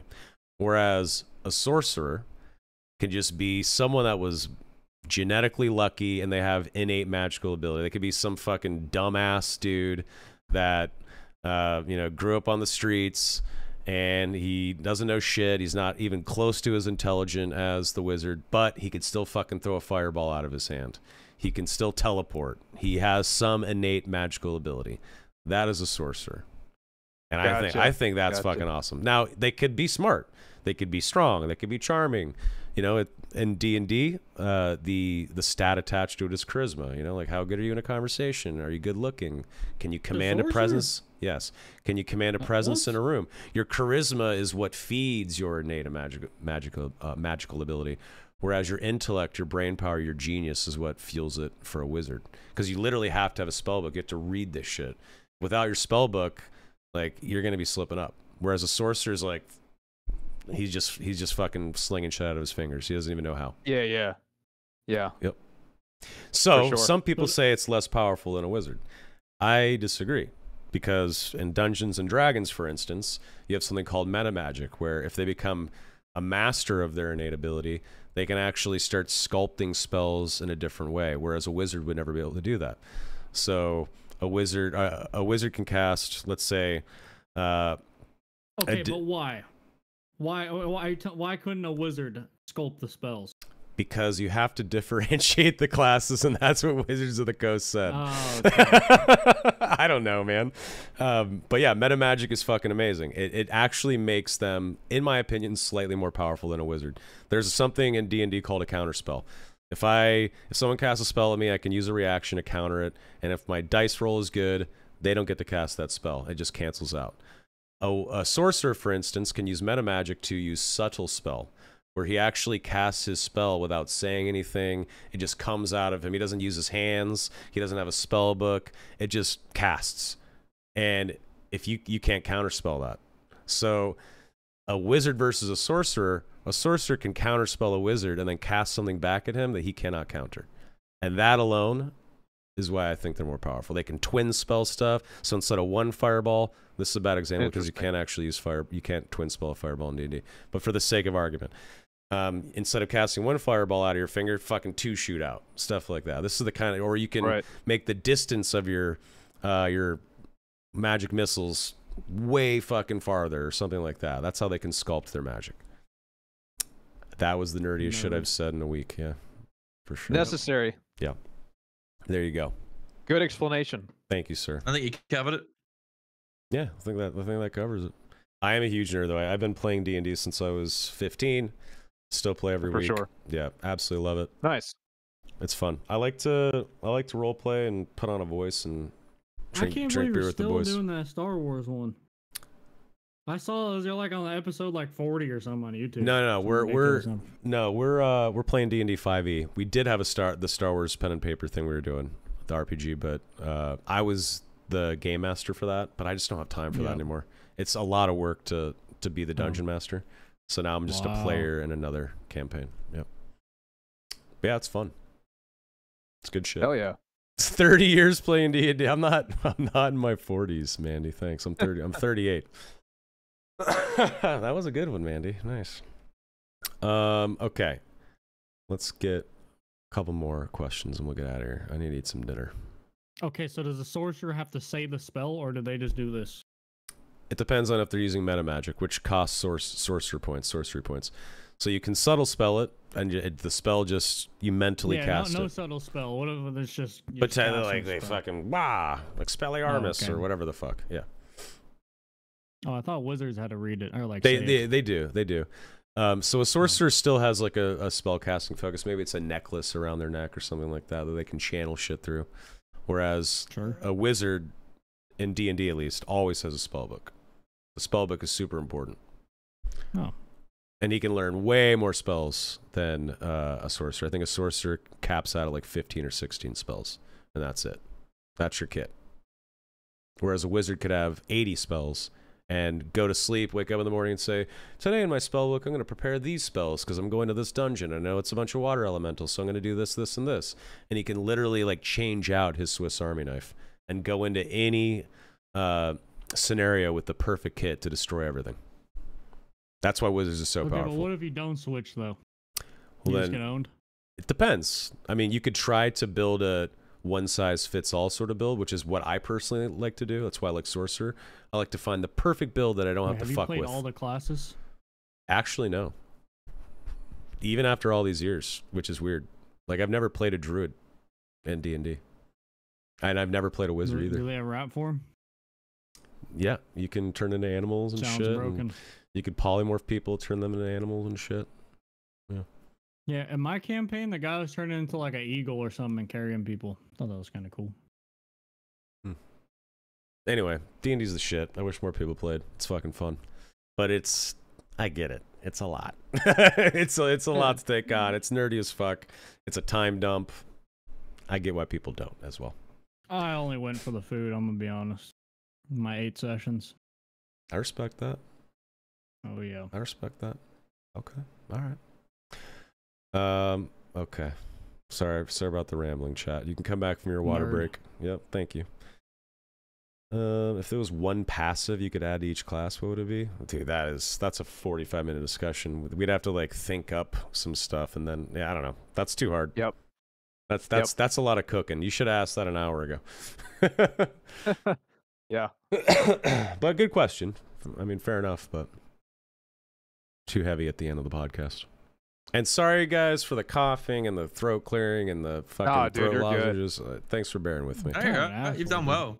Yeah, you did pretty well, ain't no laughing matter. It would not have worked Tuesday. I think it would have been worse 2 days ago. 2 days ago, my skin looked gray. Like I looked like I was dying. That would have been bad. Yeah, it was. I was surprised you still wanted to go through with it. Well, of course, I really wanted to have this conversation with you, and because of my Korea trip, San Diego trip, and Japan trip all in the next 4 weeks, it is going to be way too hard to reschedule shit. Oh, and I see. We have Grayson coming on Tuesday. He's never made a podcast appearance. Oh, ever. damn. And I didn't want to reschedule that. And then fucking One Peg's coming. Then we got Hunter Pence, the MLB player who plays dad, coming. I'm not going to reschedule with Hunter Pence. That's fucking dumb. Like, if he said yes to this date, I'm sticking to this date. Yeah. I'm glad we got it to work. Yeah. Yeah, for sure. Yeah. Yeah. I don't like rescheduling. And we tend to have to do that quite a bit, but hey, it is what it is. It's life. Yeah. Okay. Let's get one more goodbye question, chat. Make it a fucking good one, huh? Make sure that Thelorr has to answer it. Yeah, what's the hair routine, big guy? Yeah, the hair's looking pretty fucking good, dude. It's pretty good. I just woke up, dude. Like, wow. I mean, all of this is just okay. You gotta do. You got to do the cold showers. Cold showers, they help your hair for some reason. If you go a difference between cold shower and a warm shower, your hair looks different on the cold shower. And then you just add a little coconut oil. Ex-girlfriend taught me that trick. Coconut oil is amazing. It's great. Coconut oil is great. Yeah. Yeah. It's I mean, I think that's why it looks like kind of a little shiny and whatever. But I mean, if I take a warm shower, my hair will look fucked up. It will look not good. It'll just look dry and not lush. You know, so it's cold showers is good for you. Okay. Oh, you'll never catch me in a cold shower. I'm letting you know right now. I'll take a cold shower once in a while. It's good. Good for you. I mean, it helps. Even if you're sick, it helps. Yes. There's some science behind it. Dude, I have some skin issues sometimes, like rosacea and whatnot, and it runs in my family, I guess. I don't know. And I took a super hot shower because I was trying to clear some congestion out of my nose. And I fucking turned up the steam, and I just sat in there for like 30 minutes, and I came out, and my fucking skin had fucking just erupted and all this red, terrible shit. No, it's not worth it. Cold shower would have never done that to me. I regret it. Hot showers are bad. Bad for you. Why are we talking about skincare, boys? Jeez. Anyway, give us the routine. Routines. I like a hot shower when I'm high. Okay. Are you a cannabis smoker, or are you talking about other drugs? Oh, just pot. Yeah, pot's good. Okay. Nice. Yeah. Do you rip bongs, joints? Are you No, a I vapor? stopped doing bongs. I do an occasional joint, but mostly I run a lot, so even like smoking a little J, I can definitely feel some shit in my lungs, and it's just a joint. But yeah, so I usually do some some edibles or something. That's pretty good from time to time. You're lucky you can do that shit. Changes up the perspective of, if you do it too often, it kind of kicks you in the ass and your habits go down the drain. But yes, if you take it once in a while, it's a really good perspective enhancer. It lets you know that you were being an asshole the other day. Yeah, you're lucky you can eat it. The weed. Yeah. You're lucky you can eat it. If I have one gummy bear, I'm high for fucking 3 days. I don't understand why. But I can Snoop Dogg smoke it. I could fucking chief hard. But if I eat it, I am a little bitch. It hits me hard. I can't do it. I don't get it. Yeah. There's something about the weed. I'd say 95% of the my VODs that I take down is because I'm high as fuck. And I'm like, why did I say that at 7 hours and 12 minutes in? I'm like, why did I say that? Exactly. That's exactly it. You just overthink it, and you're like, what the hell? Yeah. Dude, yeah. Back in the day when I was a full-time streamer, I would purposely start the stream sober and then smoke after I was live and ease into it. But there would be a few times where I would smoke and then I would want to go live, and I'd be close to hitting that start stream button, and I'd be so high, I'd be like, I can't fucking do it. I'm gonna have to either wait 2 hours or tell them my fucking internet's out. I can't do it. And I smoke every day. It's not like I don't understand what the fuck the issue was. I don't know, man. It's fucking weird. Weed's odd. it is odd. Yeah. I used to. One thing I miss, huge thing I miss from my father. My father and I used to smoke pot together all the time. It was a lot of fun. Lucky you. That's awesome. Yeah. It's an interesting thing when you push that barrier, just smoking pot with your pops. It's really cool. Fuck yeah. That's cool. Yeah. It was a good time. My dad is a 26-year Navy vet from North Dakota who was born in the 40s. That ain't happening. Shit ain't happening. Let me tell you right now. Yeah, I don't fucking think so. Yeah. Lucky you. Yeah, not too bad. I'm good. Yeah, I don't know. I'm trying to smoke less and less. I just can't do it anymore. If I smoke, same. My fucking hand. Have you guys ever seen Idle Hands with Devin Sawa back in the day, where he can't control his hand? Remember that movie back in the day, the horror movie? I have no idea what you just said. Okay, it's a good movie. You should check it out. Anyway, as soon as I fucking smoke, my fucking hand grabs my phone. It opens up DoorDash. It starts fucking throwing shit into a cart that I don't even fucking want. I don't want a pint of Haagen-Dazs. Not interested. But the weed inside me is. It's like fucking venom is inside me, and it's making decisions for me. And suddenly there's shit arriving at my house that I don't even want, and I'm eating and just getting fatter and fatter, and I don't want any more calories. I'm at calorie 10K. Do I really need another one? And I can't help it. It's like an alien is trying to feed itself, and I'm in the way. I don't know what the fuck it is. It didn't used to be like that when I was younger. That is a mid-30s thing with me, and I fucking hate it. It sucks, so I just can't. It's the one. It's the weed is the one thing that keeps me fat. It sucks. So I just gotta. I got one for you, Thelorr. Do you think certain classes should have stats capped or movement speed caps or anything like that? Be different, or do you like it being universal? That's a good question. That's a very good question. I think it's. I think I gotta say I like it being universal. I definitely think. I don't know. I don't know about move speed. I mean, personally, I like fast gameplay. I really enjoy. That's why I don't like PDR. I don't like playing PDR fighter. I like fast gameplay, but I think keeping it universal probably good. I'm trying to think. If a barbarian was slow, he'd have no chance against all these, ranger who would have move speed or something. I don't know. That'd be difficult to work in, I would say. You know what I think it's weird? I think it's weird that like a full plate PDR fighter just uses a rondel dagger. Like if you were like in a war and you're wearing full plate and you have two weapons on the table, you have a nice long sword or you have a little dagger, and then you just pick a dagger. Are you kidding me? You're just gonna pick a dagger and a buckler with full plate knight? It's fucking weird. I've never got it. Hmm. Didn't you make a couple videos on that shit? Yes, because it's so broken. Yeah. It was unbelievably. I saw that I was video. just like, I can't believe how silly this is. Yeah. Yeah. It does look just ridiculous. Yeah, what up with Chris being Also- removed from Warlock, by the way? What? Yeah, fuck Warlocks. Ooh. That's what I feel about it. I do think though that the dagger, it kind of ruins the gameplay, right? Because if it's like two fighters of falchions, there's a lot of like spacing, dodging, there's like outplay potential. But when it becomes a rondel, it's just you hug target and you hold left click and you hope you win.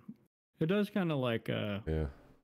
I think There's a ruin it really little good bit. content creator, Warlock content creator. His name is Euthyphro. I don't know if you guys heard of Mhm. him, but he like popularized the shit out of Chris Daggers. So I Yeah. Poor messaged guy. him this morning. I was like, bro, how do you feel about the nerfs? He gave me. He was just like, I uninstalled the game. I think he was joking, but it was hilarious, man. Poor It's just Euthyphro. like, I've tried to send him friend requests. I would love to have him on the podcast, but I can't get a hold of him. oh, he's great. He's great. He'd be yeah, a you great should guest. definitely, Yeah. you should definitely get him on. One day if I Yeah, can me- figure out how to get a hold of him. Yeah. Yeah, I did trios with. I'll tell him to message you or something. But I did trios with Yami and Euthyphro. It was the best time. It was insane. He's insane. Warlock. Yeah, I You wanted guys- I wanted to bring him on like 2 or 3 months ago, but I sent a request and Yeah. I played against him the other day, and he had Oh, yeah? Bach popped, and he flicked and actually one-tapped his teammate. I can't remember who was his team. I thought that shit was hilarious. Oh, he's It in is your like- chat. He's in yeah. your chat. What's up, you? Yeah, he's in your. Yeah, these. Hit me up. Hit me up on Discord. Hit me up on Yeah, Discord. he's great. You guys should get him on here. Absolutely, I would love to chat with him. Yeah, it's okay, Fred. Don't worry about it. It's whatever. Getting a hold of people No, it is didn't tricky happen. sometimes. I'm pretty sure. Did either he uploaded a video or is on like a Momentic video? It might have been Momentic. Yeah, it was a funny Yeah. moment. Yep. Yep. Guys, this is a good episode. Okay, that happened. I liked this conversation a lot.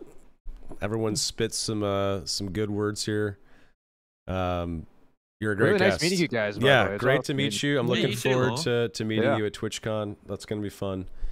Looking forward to that, dude. Your videos are great. You're cracked at the game. It's entertaining. Keep them coming. Keep the vids coming, dude. Thanks, dude. I really appreciate it, man. Yeah. Of course, yeah. Yeah. I hope you find great success with your content creation career. Oh, thank you, man. I really Of course, appreciate that. yeah, and of course, come on again. We do the roundtable discussion. So if you're ever interested in that, getting in here with 8 other nerds or something like that, more Oh, than sweet. Yeah, we'll keep in touch. more Yeah. than happy. Yeah, cool. Yeah, definitely. Um, You two, Jay and Spuddy, love your guys' stuff, man. You guys, Oh, I thanks, man. have Jay. You're often on my monitor when I'm video editing, so it's always a Really? good time to I seeing your appreciate streams. that. It's great, dude. Beautiful. Thank you. So much respect and love. I don't catch Spuddy Ah. often. Spuddy, we're on different times, bro. Like I barely see you live because like you're on the other side of the world. Well, I have to stream the OCE time because it's a multiplayer game. And that's when Yeah. everyone's on my time. So you Yeah. guys Yeah, are asleep yeah. when all my players are on. I'd play on high ping, but it's too fucking like it's not like anything wrong. It's just the laws of physics, right? Ping and lag. But some games suit it more than others. This game has projectiles and stuff, so Yeah. it's just terrible with high ping. So For sure. yeah, that's basically it. Yeah. Spud, Jay, gentlemen, always a pleasure. Always love Yeah, our thank you so much. Darkest Yes, sir. Hour episodes. Thelorr, thanks for coming, and please Yeah, tell dude. us, Thanks, Thelorr. Lore, where can people find Yeah, you on dude. the internet? Just my YouTube channel. I mean, that's pretty much all I got. I also got a Discord server if you guys want to join the Discord Spit it server out. as well. and- Talk about it. Yeah. Tell us about Oh it. yeah. I mean, it's just just a Discord server. The people. I wasn't gonna ever make one, but I got awesome people in my live stream. They just decided to make me a Discord server and just my YouTube channel. That's really all I got. And I also got some merch. So if anyone wants some merch, its sales ends on 9/6. So yeah, it's on my page. THELORR, Thelorr. Check Yeah, him and on out. Twitch, I think it's the lore underscored. I don't really stream on Twitch, but I do an occasional stream on there sometimes. But I stream on Nice. YouTube. YouTube is where That's where I mainly stream, so it's a good time. Beautiful. Awesome. Check them out, guys. Mr. Griffia, where can people find you? Jay Griffia on Twitch, Twitter, and YouTube. Love that. The Spud Hunter. YouTube, Twitch, the Spud Hunter, OnlyFans, the whole thing. Oi! Your blowy hat blew off, mate. What the fuck, you sick cunt? Where's your fucking hat, huh? Right there, mate. Oi! Nice, okay. It's going nowhere. Spuddy, check out King Gizzard, bro. Yeah, I know. It's I've got good. They're the good. YouTube link. They're good. Yep. They're really They're fucking good. Yeah. We'll do after. They're amazing. This is a good one. I am at Soma on everything except YouTube. It's at _Soma. I got a little unlucky, just like Thelorr did on Twitch. Got to use a fucking underscore, unfortunately. Did you know someone messaged me? They were like, I can't find _Soma. They were typing out the word _Soma. Like, what the fuck, bro? Come on, dude. It's a symbol. Anyway, at _Soma on YouTube. A symbol, not the word. And you can watch... Flat line at the bottom. Yes, the little flat line symbol. Yeah, exactly. And then Soma. You can watch this podcast and my D&D sessions. And I don't really stream because I just don't want to anymore. I did that shit a long time ago, and I'm just fucking over it. I keep saying, I'm going to come back and stream. At the peak anyways, bro. Yeah. I got famous too early. I got too popular too soon. Before I did. My stream blew up in 2012. No one gave a fuck about Twitch back then. That shit was brand fucking new. Now you have a Twitch emote. Like you made it. Well, I mean, I got a job there, so yeah, that changed. That's a different thing though. Like I knew a bunch of god tier streamers that got super fucking popular on Twitch in 2012, 2013, and they could not fucking pay their bills, so they quit. And then what happened? Fucking Amazon bought the company and Twitch Prime subs come out, and then everyone suddenly had money and they were able to create content. But those people had become how it went? Yeah, those people became like real estate agents and shit. They couldn't fucking afford their bills, so they had to quit. It wasn't just Amazon Prime though. Like I think like the culture of like supporting content creators. Yeah, like, other things changed as well. I will tell you. I'll tell you right now though, dude. Full time now. YouTubers couldn't either. AdSense is way different. I'm telling you right now. As someone who was working there when Amazon bought the company, I joined Twitch about 6 months before Amazon bought the company, and when Twitch Prime became a thing, we looked at the data. It literally all ships went up. It changed the game financially so much that I equate it to the one thing that saved live streamers and allowed them 80% of subs. It was the most important thing. It's the most important thing that ever happened to Twitch is the Twitch Prime sub. Straight up, it allowed people to actually do this for a living. I mean, I saw the data. It's the truth. But I missed that window. Country with it. Yeah, exactly. I missed the window with that. My only option was to quit streaming and serve the realm. So I fucking joined the company. My favorite year on Twitch was the year of 2018. Have you heard of Twitch Prime?